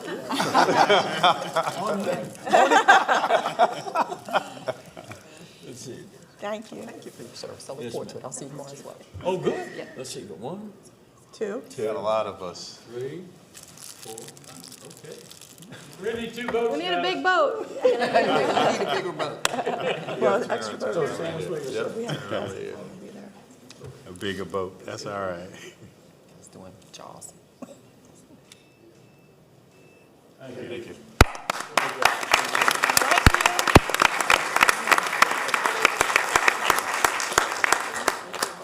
All right, next item on the agenda is the manager's report. I'll turn to Manager Bryant. Thank you, Mr. Chairman. Tonight I have 2 items under my report. The first is the project for advancing vehicle infrastructure enhancement, also known as the PAVE Act. On your agenda this evening are 4 action items for the board to consider. You will recall that the PAVE Act legislation is multifaceted. The first part dealt with the 1% sales and use tax referendum. The board conducted a public hearing on putting that matter before the voters on the November 4th ballot and voted to direct the Director of the Board of Elections to include that question on the ballot. The second part of the act requires that if the referendum is successful, the county may begin the process to organize a metropolitan public transit authority with the revenue from the 1% sales and use tax increase. That authority will govern the 60% of the proceeds of the new transportation funds that are dedicated to transit and bus services. The items on the agenda tonight begin that process. The board just held the public hearing, and I am asking the board to approve the following items toward complying with the legislation. There is a memorandum of understanding that has to be executed, setting forth the process to create the authority. The board will note that the 6 towns, as well as the city, have executed this memorandum. We will be asking the board to approve this document as well. The second document is the Articles of Incorporation for the organization of the authority. The legislation requires the board to approve Articles of Incorporation for the authority. Due to the time constraints, it is necessary to bring this before the board at this time, subject to the referendum passing. The third item is a resolution by the board authorizing the creation of the authority. Again, due to time constraints, it is necessary for the board to consider and approve this item tonight, subject, of course, to the referendum passing in November. And the final item is to approve the timeline that the county will use to receive applications for the appointments to the authority if it is established. The MOU specifies the timeline to run from September 17th, 2025 through November 7th, 2025, which is 3 days after the referendum. The county's timeline would differ slightly from the MOU because the board will establish an ad hoc committee to interview those eligible applicants who are passed on from the clerk and attorney. The county's application timeline will open tomorrow, September 17th, and will run through October 13th, at which time it will close. All applicants meeting the minimum eligibility criteria will be passed on to the ad hoc interview committee for recommendations to the full board for the county's 6 trustee appointments, which will occur between November 8th and December 12th. The county's application is online, and anyone interested in being appointed is encouraged to apply beginning tomorrow. If the referendum passes, then the resolution will go into effect and the articles of incorporation will be filed and made effective, which will create the authority. If the referendum does not pass, then the resolution becomes null and void and the articles will not be filed. CATS will remain as it is, and governance will remain with the Metropolitan Transit Commission. Thank you, Mr. Chair. Thank you, Mr. Manager. So, colleagues, this is how I'd like to do this. I want everybody, before we make a motion, I want to read through this so that we're all clear exactly what we're going to be motioning, and I want it to be clear for the public. So at this time, I'll entertain a motion to, number 1, adopt a memorandum of understanding among and between the local government appointing authorities for the creation of an appointment process for the Mecklenburg Public Transportation Authority, MPTA. So move. Also, adopt a resolution authorizing the organization of a Metropolitan Public Transit Authority upon referendum approval. Next, adopt articles of incorporation upon referendum approval. And finally, approve county application period to run from September 17th, 2025 through October 13th, 2025. So move. It's been moved. Is there a Second. second? Yeah, second. It's been moved and seconded. Now, is there any unreadiness? No unreadiness, Mr. Chair, but just in the event, if somebody wanted to vote for some and not the other, do we want to divide the question?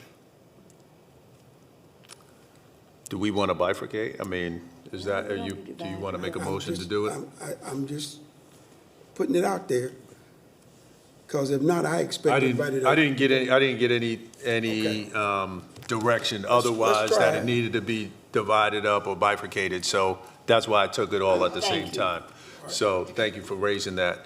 Let me go to Commissioner Rodriguez-McDowell with a question. Well, I just wanted to express that I can't support the configuration of the MPTA. The largest metropolitan transit authority in the United States is in New York City and has 17 voting members for a system serving a population of over 15 million people. This 27-member authority would be a huge voting body, which, in my view, relinquishes too much power to business interests and to the General Assembly. Together, they have 8 appointments for just those 2 groups, nearly a third. And with all of these 27 appointments, there is a lack of clarity around a requirement to include captive transit riders, which are defined as a public transit user who depends on public transportation because they lack other viable options. So we did discuss this earlier, and I'm really proud that my colleagues are committed to a seat based on rider experience. But I'm really concerned that the resolution doesn't bake in that as a requirement. A future board can take a different position. Additionally, I'm concerned about the lack of accountability that this new authority offers.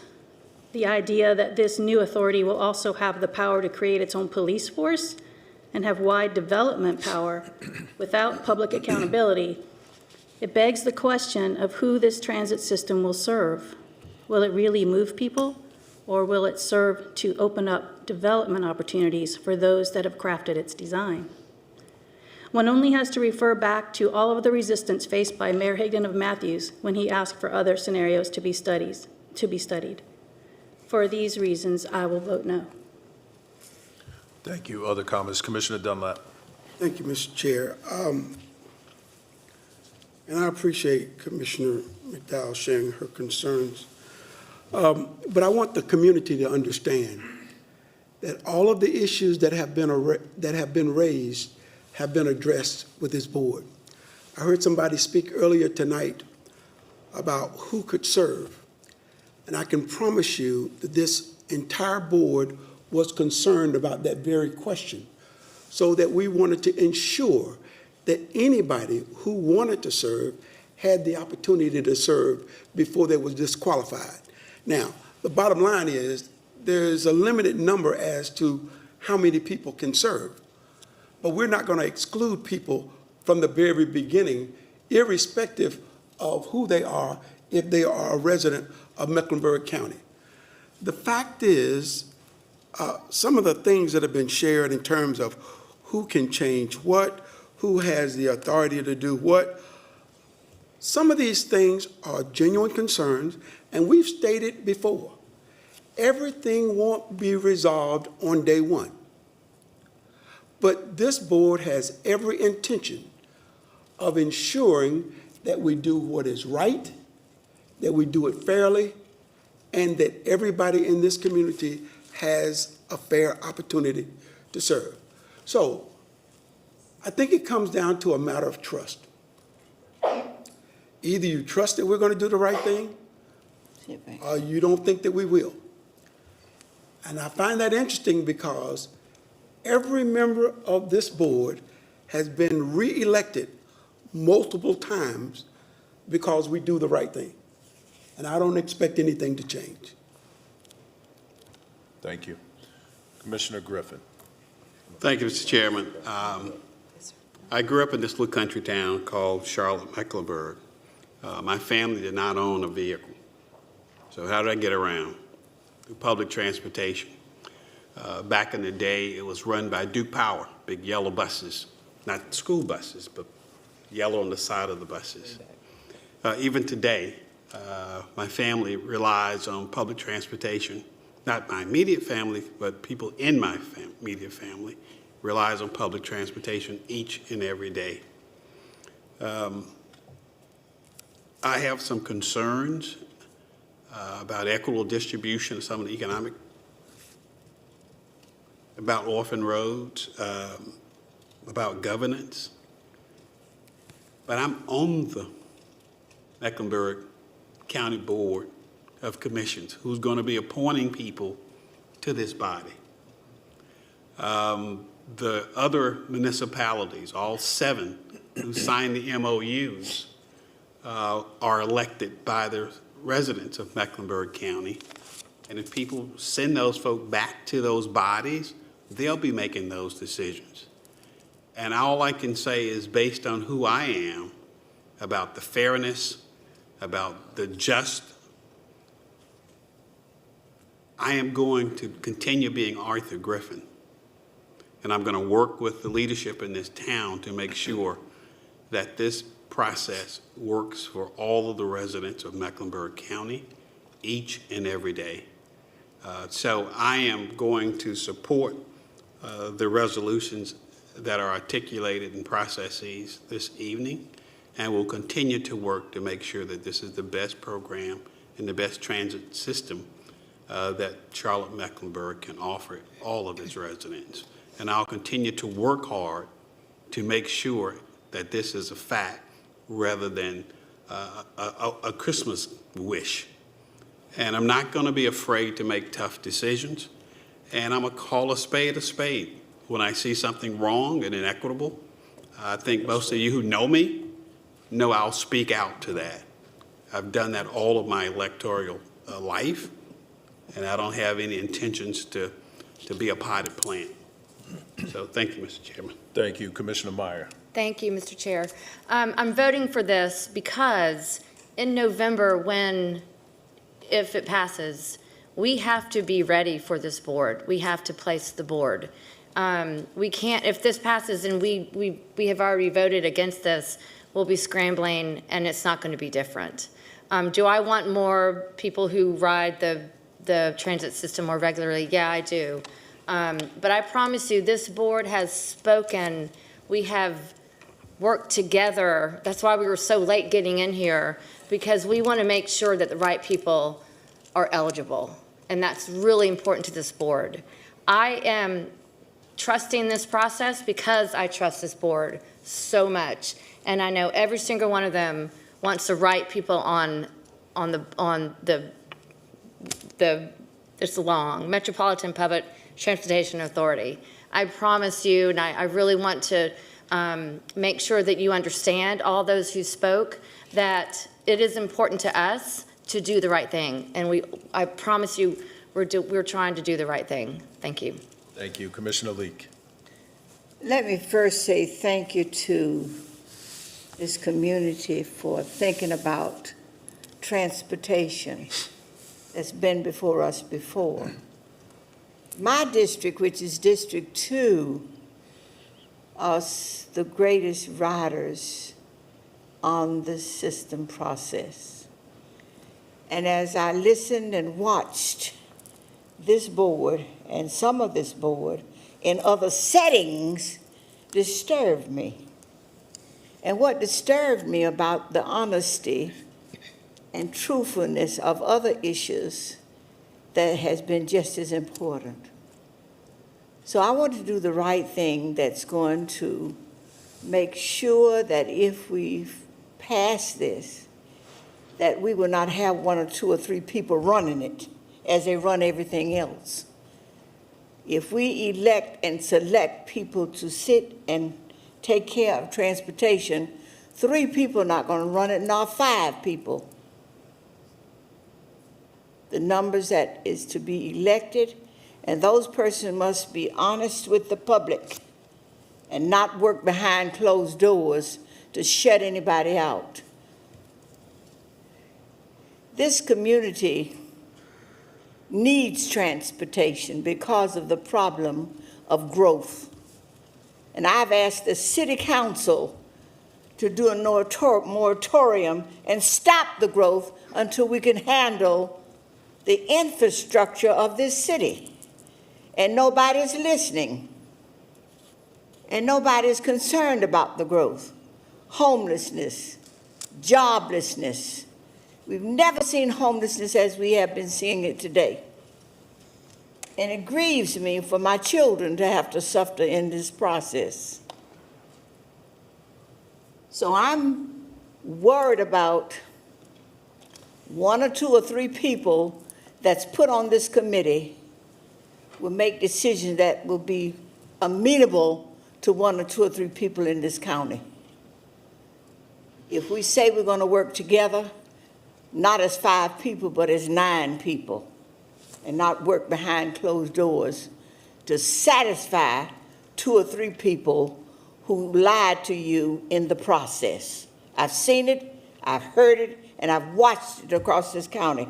I think I'm the longest serving person besides George Dunlap, who's been here maybe 2 or 3 months longer than I have because of the death of one of the county commissioners.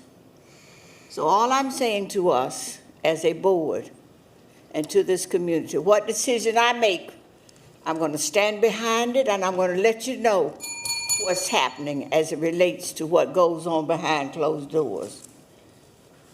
So thank you for giving me the opportunity to speak for the people of District 2, who are the riders of the busing system, who needs the transportation, who wants the transportation. But the last thing I want to say is businesses do not follow buses.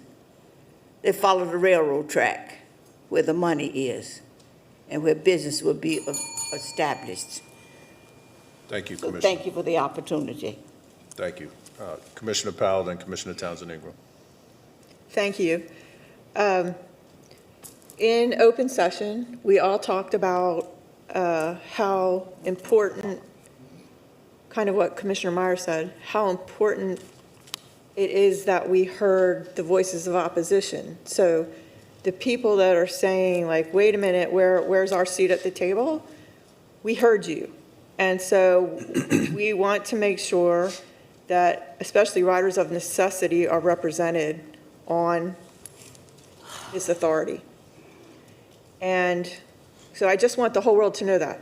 It's really important to us to know that the voice of riders of necessity is represented. It's really important to us that there is the highest standard of ethics. It's really important to us that there are no political favors in appointments. And so, even what Commissioner Griffin was saying, like, we want to do this right. We're committed to doing this right.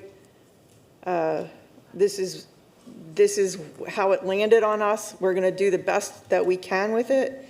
And that concludes my comments. Thank you. Thank you. Commissioner Townsend Ingram. I want to first thank everyone in the community who has been so passionately engaged in making this come to fruition. What I wish I had heard more of from other community leaders is how long it took us to get to this point of being able to put this on the ballot and ask the people what they want and ask the community whether they want the sales tax. That's what this is all about, whether you want the sales tax. And that's what our job was, to ask you what you wanted. And it is now our job now to find representation. We can't represent every resident, but we've got 6 appointees, and you elected us and you trusted us with that. So with all other major decisions, so I ask you that you trust us with this as well. And I think that you can see by the conversations, and I'm one that's been very boisterous, I think my colleagues will say, that I ask, the most questions, not only being new, but asking, is there a better way to do something? We can't just continue doing something a certain way because that's the way it's always been done. There's no harm in asking the question. In addition, generationally, I'm terrified of what our city will look like. We're ages behind, and this will not move us, to the front of the line, but it will definitely put us on the right path. So I appreciate all of the engagement, and I want to see more of it, and I appreciate you giving me the opportunity to talk about that. Thank you. Vice Chair Altman. Thank you, Mr. Chairman. I want to thank, once again, our residents who showed up today to raise up their voice. We really, really appreciate you being here this evening. I'll start off by just addressing some points and then kind of get to the global. The composition of the Transit Authority Board was the product of a lot of negotiation between us, the towns, the city, and the county. And we tried to get a composition that would balance all the different voices in the community. So, I don't know about this 8 number with the business community. City of Charlotte has 3 business appointments and then a small business appointment, which we want, because we want this authority that's going to have $24 billion book of business to know how to bring in small businesses in this community to make sure they benefit. County Commission only has 1 business appointment. Again, it has to be a small business owner. So that's a very different lens, and I think it's important the community know that. I am not concerned about the size of the Transit Authority because it was more important to balance all the different voices than to have a smaller board. And in fact, there are numerous transit authorities throughout the country, including Nashville and New York, that have similarly sized boards. I think that there's a lot of things we can have concerns about, but we don't want to keep moving the goalposts and finding new reasons to defeat this. I'm reminded by what former Secretary of Transportation Anthony Fox said recently about this here, which was some version of, we lose so much that sometimes we don't even recognize when we're finally winning. Yeah. Y'all, in the state of North Carolina, we are envied. We are envied because we have this ability to do this. No one else has achieved this yet. And there are a lot of other counties looking at us and talking to their representatives in the General Assembly saying, why not us too? This is something so precious because, if you've been watching the meetings and been hanging around us, you've heard a common theme. which is whatever it is we need to do, we can't do it either because the federal government won't let us, General Assembly won't let us, or we don't have the money to do it. We have both. We have both with this. All we have to do is say yes. And we have the ability, as Meg Fensel said so eloquently, to build a sustainable future in all the ways. So this is just a procedural vote to, in the event that the public approves this, that we are on track.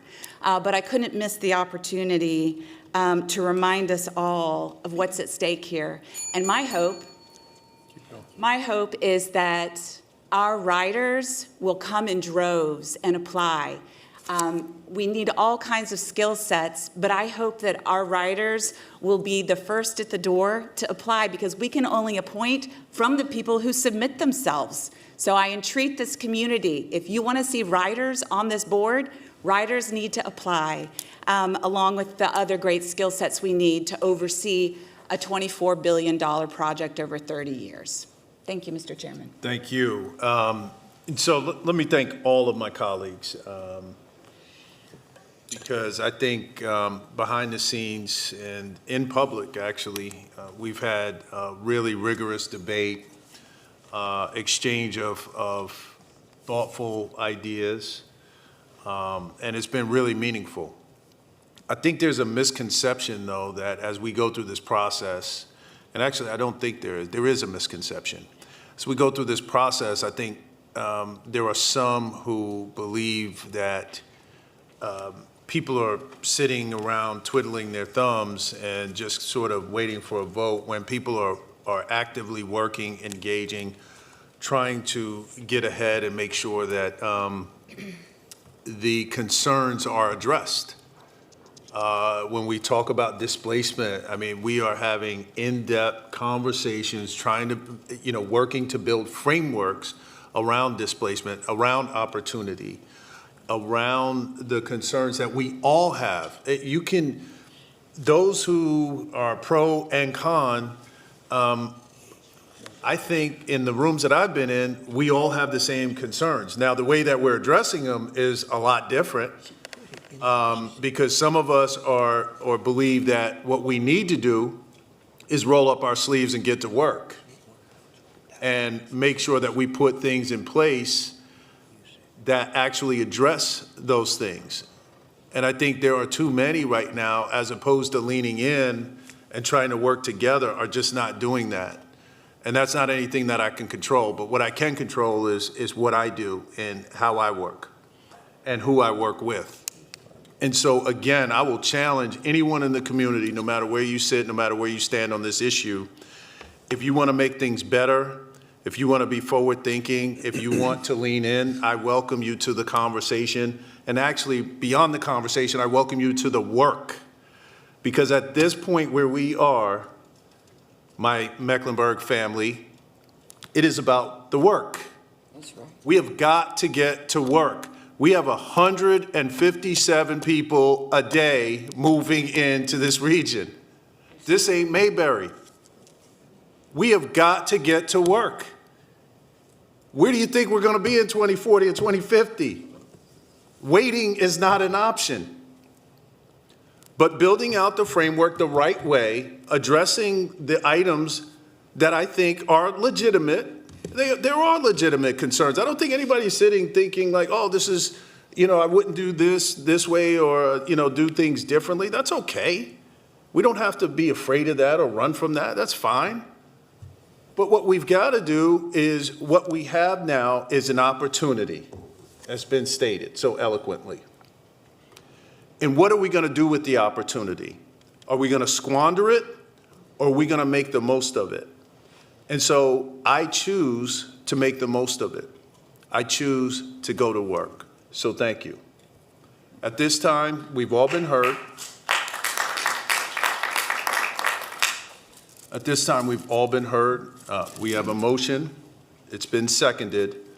All those in favor, let's see by show of hands. And all opposed, let's see by show of hands. That is 8-1, Madam Clerk. Motion passes.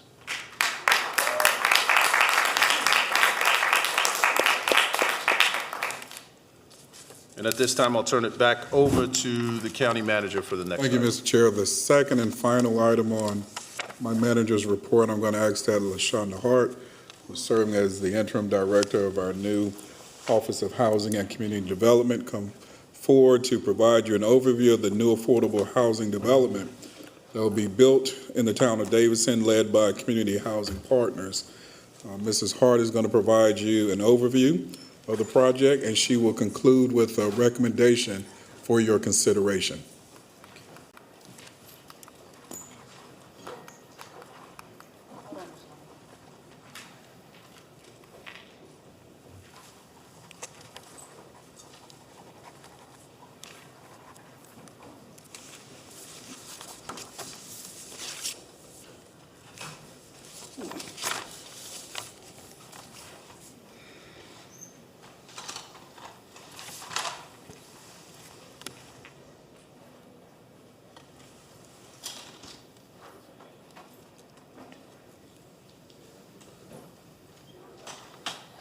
Not sure if Doc is in the production room or Mike, but there is a presentation.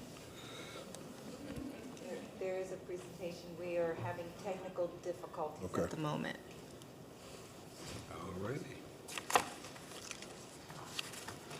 Ms. Hart could tell us about that tent she was in. The tent. Really, Commissioner Dunlap?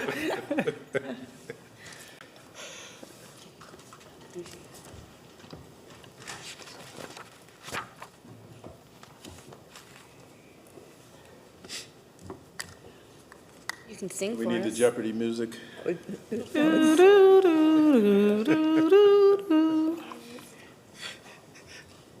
asked the wrong person to provide it.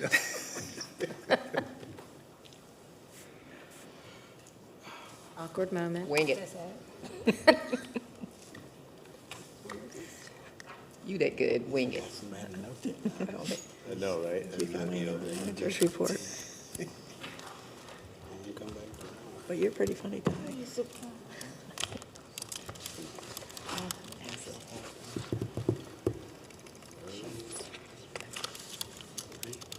Is that page one? No, that's my desk. No. Oh, I was like, you are exactly where you need to be, LaShonda.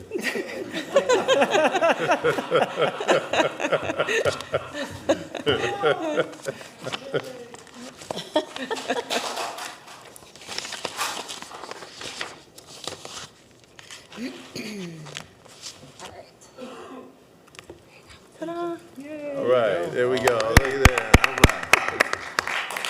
All right. All right. Well, good evening, Chair Jarrell, Vice Chair Altman, County Commissioners, County Manager Bryant, County Attorney, and my colleagues. I'm LaShonda Hart, the Interim Director of the Office of Housing and Community Development. Tonight, I'm presenting a funding request for the Oak Hill family residence in the town of Davidson, developed by Community Housing Partners known as CHP.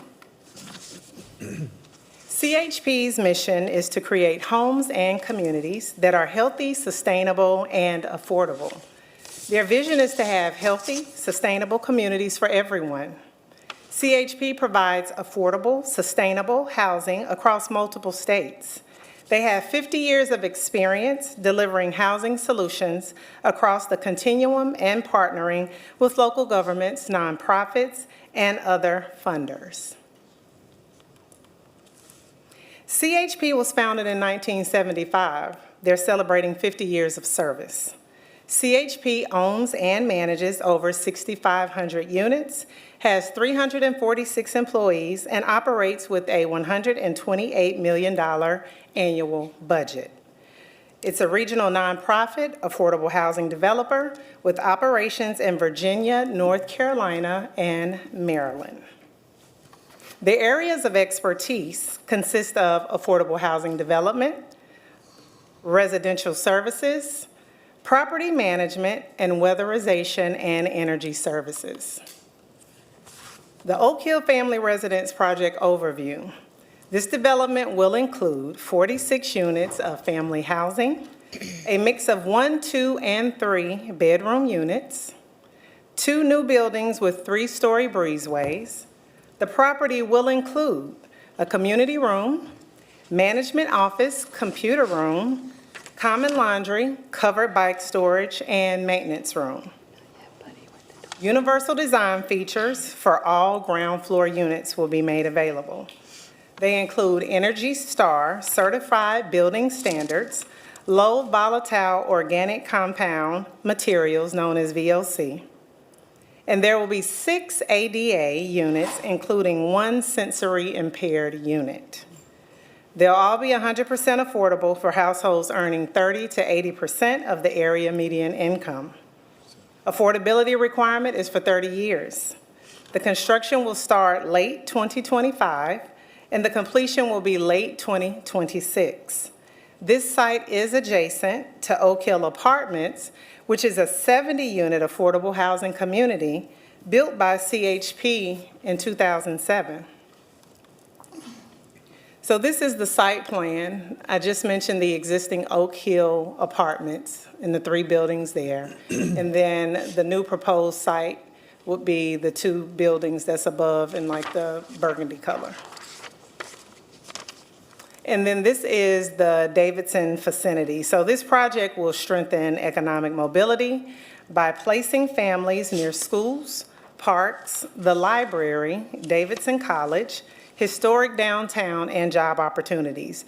The map to the lower right is an enlargement of the map that's at the top left. This is the depiction of both of the buildings. And this is the actual unit mix, broken down by the unit type, the area median income, the number of units, the income limit as prescribed by HUD, and then the maximum rents per the bedrooms there. And there are 1, 2, and 3 bedrooms as previously mentioned. So this here is showing the gap, the $1.6 million gap. And due to cost escalation as well as refined plans, there is a funding gap of approximately $1.6 million, and this is the breakdown. Filling the gap. The funding proposal includes the following investments. So to date, the town of Davidson approved $500,000 at their board meeting on July the 22nd. The city of Charlotte approved this item for $600,000 via home funds from HUD on August the 25th, 2025. And then tonight, the $500,000 request of Mecklenburg County for this project. This request is $500,000. It will be a grant from Mecklenburg County to CHP. As part of this deal, 5 units will be reserved for Mecklenburg County referrals, working with our trusted partner, Housing Collaborative, for housing navigation and placement. All units will remain affordable to households earning 30 to 80% of the area median income, adjusted by household size and bedroom needs. So let's talk about the repurpose of funding. So $500,000 of emergency rental assistance, 2 funds were originally allocated to Dream Key Partners. Due to guidance change, U.S. Treasury later limited eligible uses of the ERA2, creating uncertainty as to how the funds could be spent before the September 2025 deadline. On November the 19th, 2024, you all approved $2.5 million of county funds for the YWCA Ground for Change Affordable Housing Project. The contract was signed and the county funds were dispersed on May the 9th, 2025. Treasury allowed for the $500K and the ER2, which were originally with Dream Key Partners, to be applied towards the YWCA Grounds for Change project. So the ERA2 funds were successfully deployed to the YWCA in the amount of $500K. This then freed up $500,000 in the County Affordable Housing Fund. The recommendation this evening is to redirect the $500,000 to support the Oak Hill Family Residence Project. Let's talk about collaborations with partner agencies. This project is a direct result of a regional collaboration. The town of Davidson reached out to our county manager. The county engaged the city of Charlotte as the administrator of the HUD home funding. The town, the county, and the city met with CHP to align resources. CHP has secured over $14 million for this project. It also includes a 9% low-income housing tax credit, and also North Carolina Housing Finance Agency requires the certificate of occupancy to be by December the 31st of 2026. In closing, and as I conclude, this project expands affordable housing in Davidson, a community with very limited affordable housing stock. It also provides stable, energy-efficient housing for families, seniors, and residents with disabilities. There is a long-term affordability commitment ensuring stability for the next 30 years. CHP has demonstrated success in affordable housing development and long-term stewardship. Oak Hill Family Residence Development will address an urgent regional housing need. The investment secures affordability, leverages outside funds, and ensures county residents will directly benefit through referral units. I would like for you all to know that this evening, as you all have mentioned, Mayor Rusty Knox of the town of Davidson is present, Austin Nance, who is the assistant town manager, and Andy Davenport, who is CHP's VP of Real Estate, is in the house this evening. That concludes my presentation, and I will entertain any questions that you may have. All right, thank you. Before we take questions, let me get a motion on the floor. I'm going to read the entire motion, please, so I can get it into record. So moved. And we're gonna take questions. So let me read this motion real quick. Motion is needed to amend the budget ordinance for fiscal year 2026 to allocate $500,000 of available fund balance and authorize the county manager to negotiate and execute an agreement with Community Housing Partners, CHP. 5 affordable rental units at Oak Hill Family Residence will be restricted for Mecklenburg County Housing Collaborative Tenant Referral. Is there a motion? So moved. So moved. Second. Moved and seconded. Now, let's open it up for questions for, starting with Commissioner Powell, Commissioner Leek, Meyer, Griffin. So when he read the motion, it said fund balance, but my understanding is it's coming from affordable housing dollars. So It is coming from the affordable housing budget. That's what it was formerly called, but the $500K that is on the table, that's where they have it positioned now. Can you explain that differently? No, that's accurate. The initial source is funded with fund balance.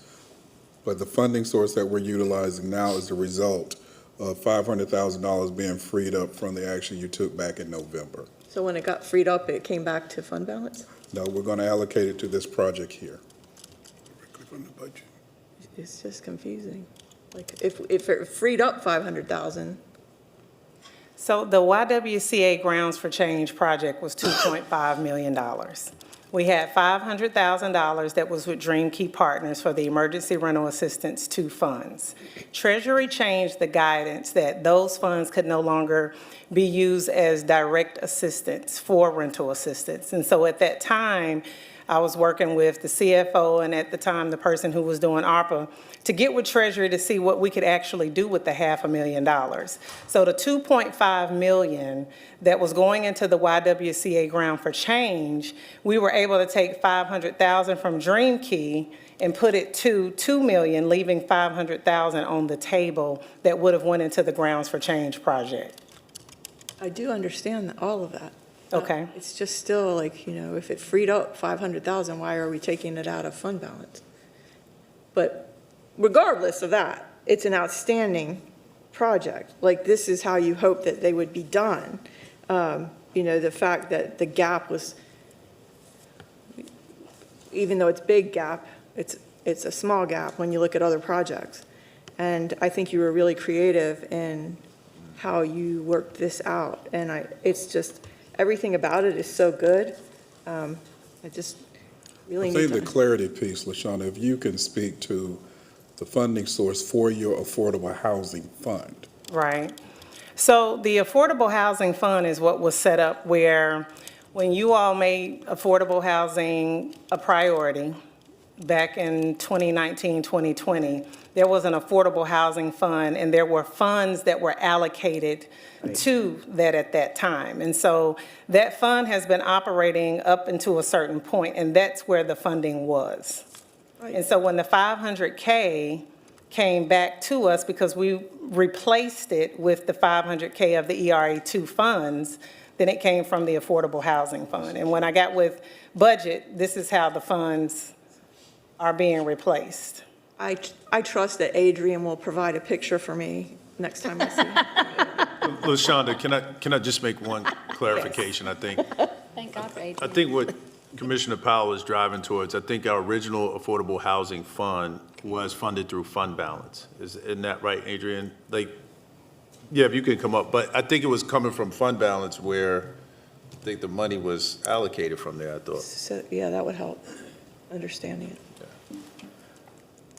All right, so thank you. So the original Affordable Housing Fund was funded from fund balance.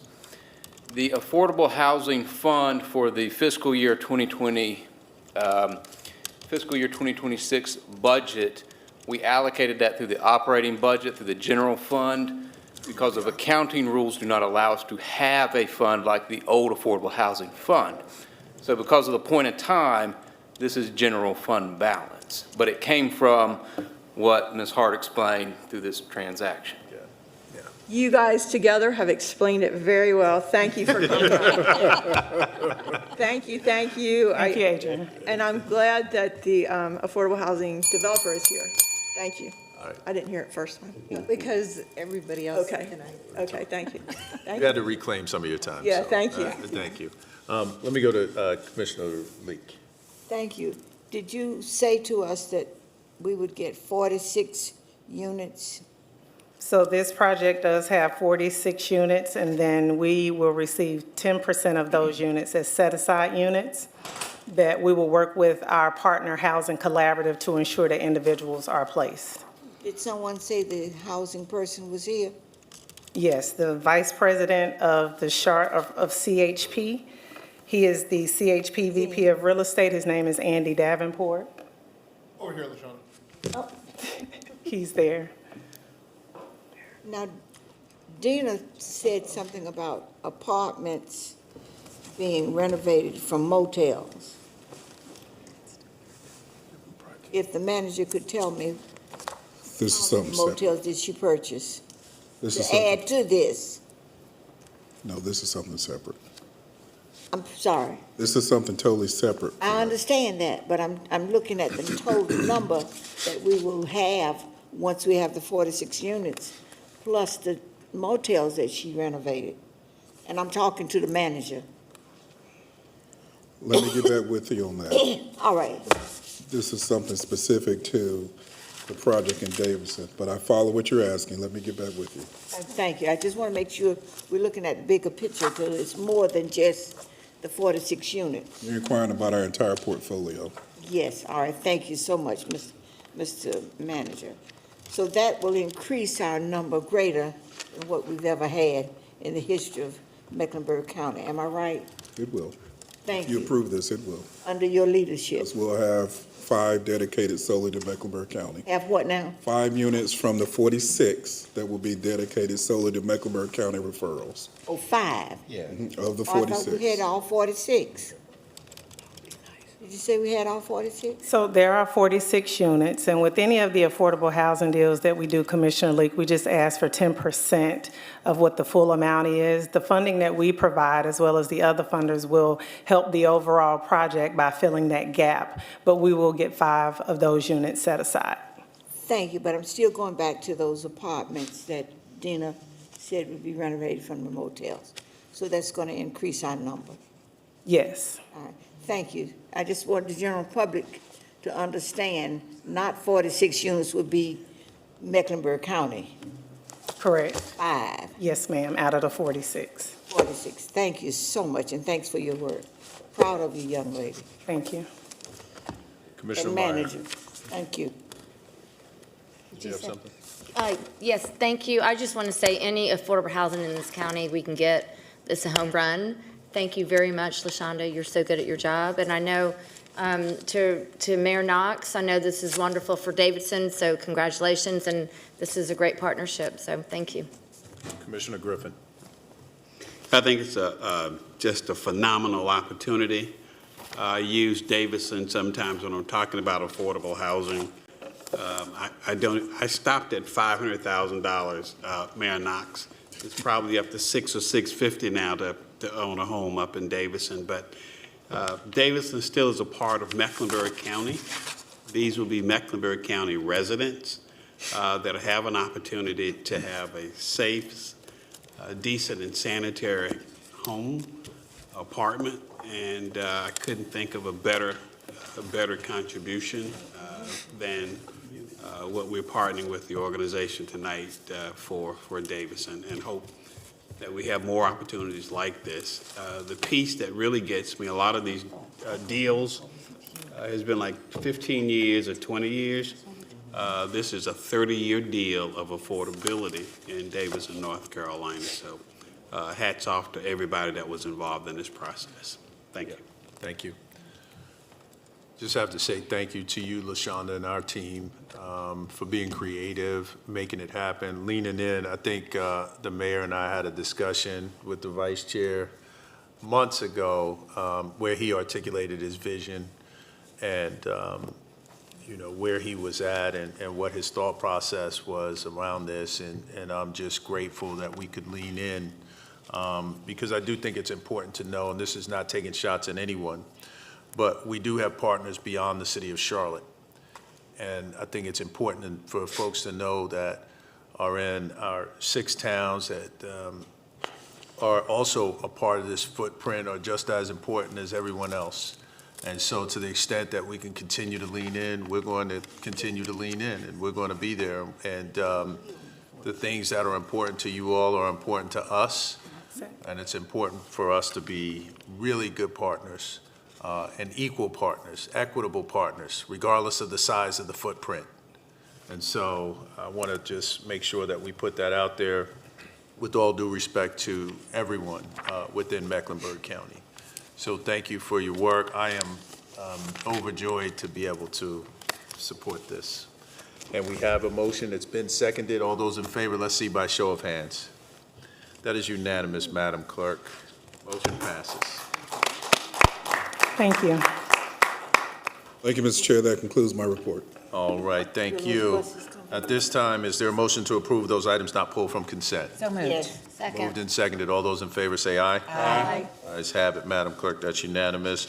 All right, I'm going to move to consent items. First item is 25-0459, Budget Amendment, Health Department Revenue Increase. Commissioner Leek. Thank you. I want the public to know that we are looking at consent items and what it provides for us. And there's $6,000 for general communicable diseases. And the city, the health department gets a lot of our money. And I'm always asking what department will these funds go to expand and make sure that our health department is meeting the goals that's necessary to build a healthy community. So moved, Mr. Chairman. Second. Moved and seconded. Any unreadiness? Hearing none. All those in favor say aye. Aye. Opposed? Ayes have it, Madam Clerk. Next item, 25-0478, Budget Amendment, Community Support Services, Revenue Increase. Commissioner Leek. Again, Health Department. We need to make sure we keep up with what the Health Department is doing and serving our needy the greatest, and hopefully that we will continue to do so. And making sure that those persons who need the services are getting those services from the Health Department. So moved, Mr. Chairman. Second. Moved and seconded. Any readiness? Hearing none. All those in favor say aye. Aye. Opposed? Ayes have it. That's unanimous, Madam Clerk. Next item, 25-0486, Budget Amendment, Community Support Services, Revenue Increase. Commissioner Leek. This deals specifically with enhancing teen dating violence prevention program. And I'm hoping that we will let the general public know that we are financing as well as providing services to change the behavior of men and women who are dating. And we're finding that it's becoming a greater problem than what we've had in the past. So let's make sure that this community is doing its job and the public is being knowledgeable of what we're doing. So this is the second year of funding for this program. So moved, Mr. Chairman. Second. Moved and seconded. Any discussion? Hearing none, all those in favor say aye. Aye. Opposed, ayes have it. Next item, 25-0487, public hearing request, preliminary street lighting assessments, Commissioner Leak. So moved, Mr. Chairman. Moved and seconded. Any discussion? Hearing none, all those in favor say aye. Aye. Opposed, ayes have it. Next item, 25-0488, increase local reentry council funding, Commissioner Leak. All right, this talks about direct transportation service for those recently released from incarceration. This needs to be still spelled out clearer to us. What transportation are they making reference to for those individuals, and how many have we already taken care of, plus what will be the increase in support? So moved, Mr. Chairman. Second. Moved and seconded. Discussion? Hearing none, all those in favor say aye. Aye. Opposed, ayes have it. Next item, 25-0492, budget amendment, register of deeds, automation enhancement and preservation special revenue fund. Commissioner Thank you. Lee. It speaks directly to what we need. So moved, Mr. Chairman. Second. Moved and seconded. Any in readiness? All those in favor say aye. Aye. Opposed, ayes have it. Next item, 25-0502, set salary for the office of the sheriff for filing fee purposes. Commissioner Leak. I pull this for the general public information, wanting to know as we work with those, persons who are employed by the county. If you look at this recommendation that was given to us, is public information, it's not hidden information. And it talks about the salary of the sheriff, but it does not speak to the other funds that come to the sheriff's office and board.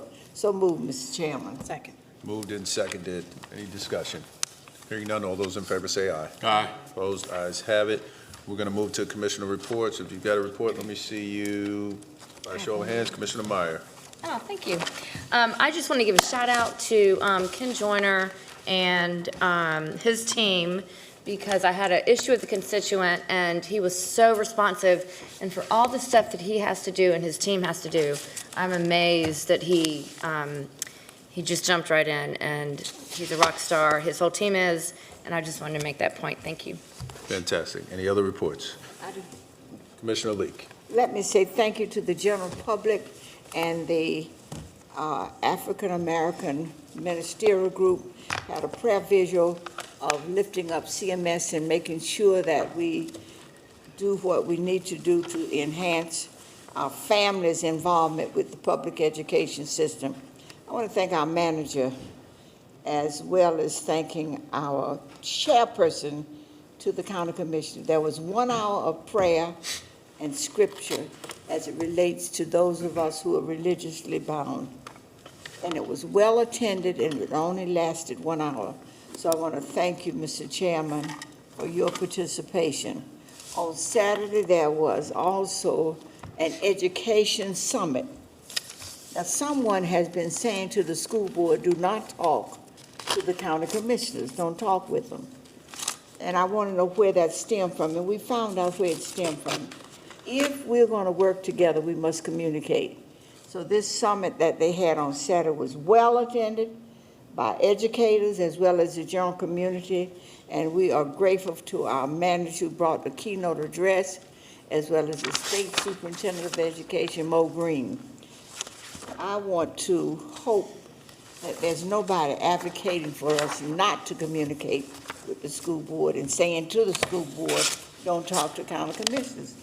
We provide the funds, so we need to communicate. No 1 or 2 people would do the communicating for us or for this board.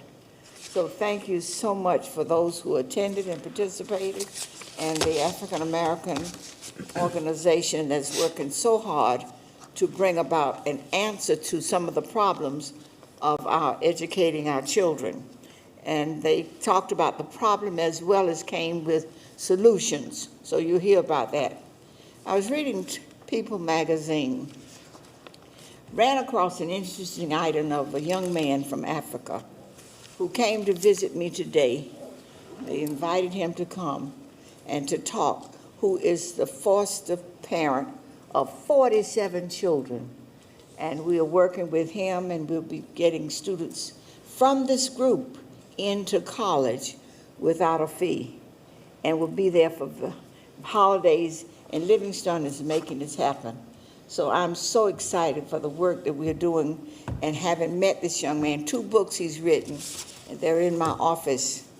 So I've been busy today, as I stay busy all the time, not just with my mouth, but taking care of my people.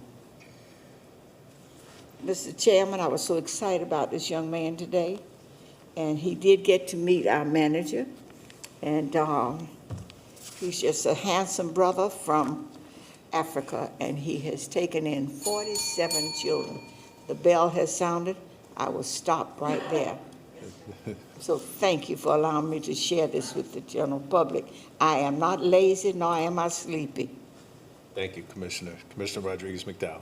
Thank you, Mr. Chairman. I just wanted to publicly thank Public Information for the Coffee with Commissioners last Thursday. We had a great turnout of folks, and we had lots of engaged people. So I appreciate them putting that together.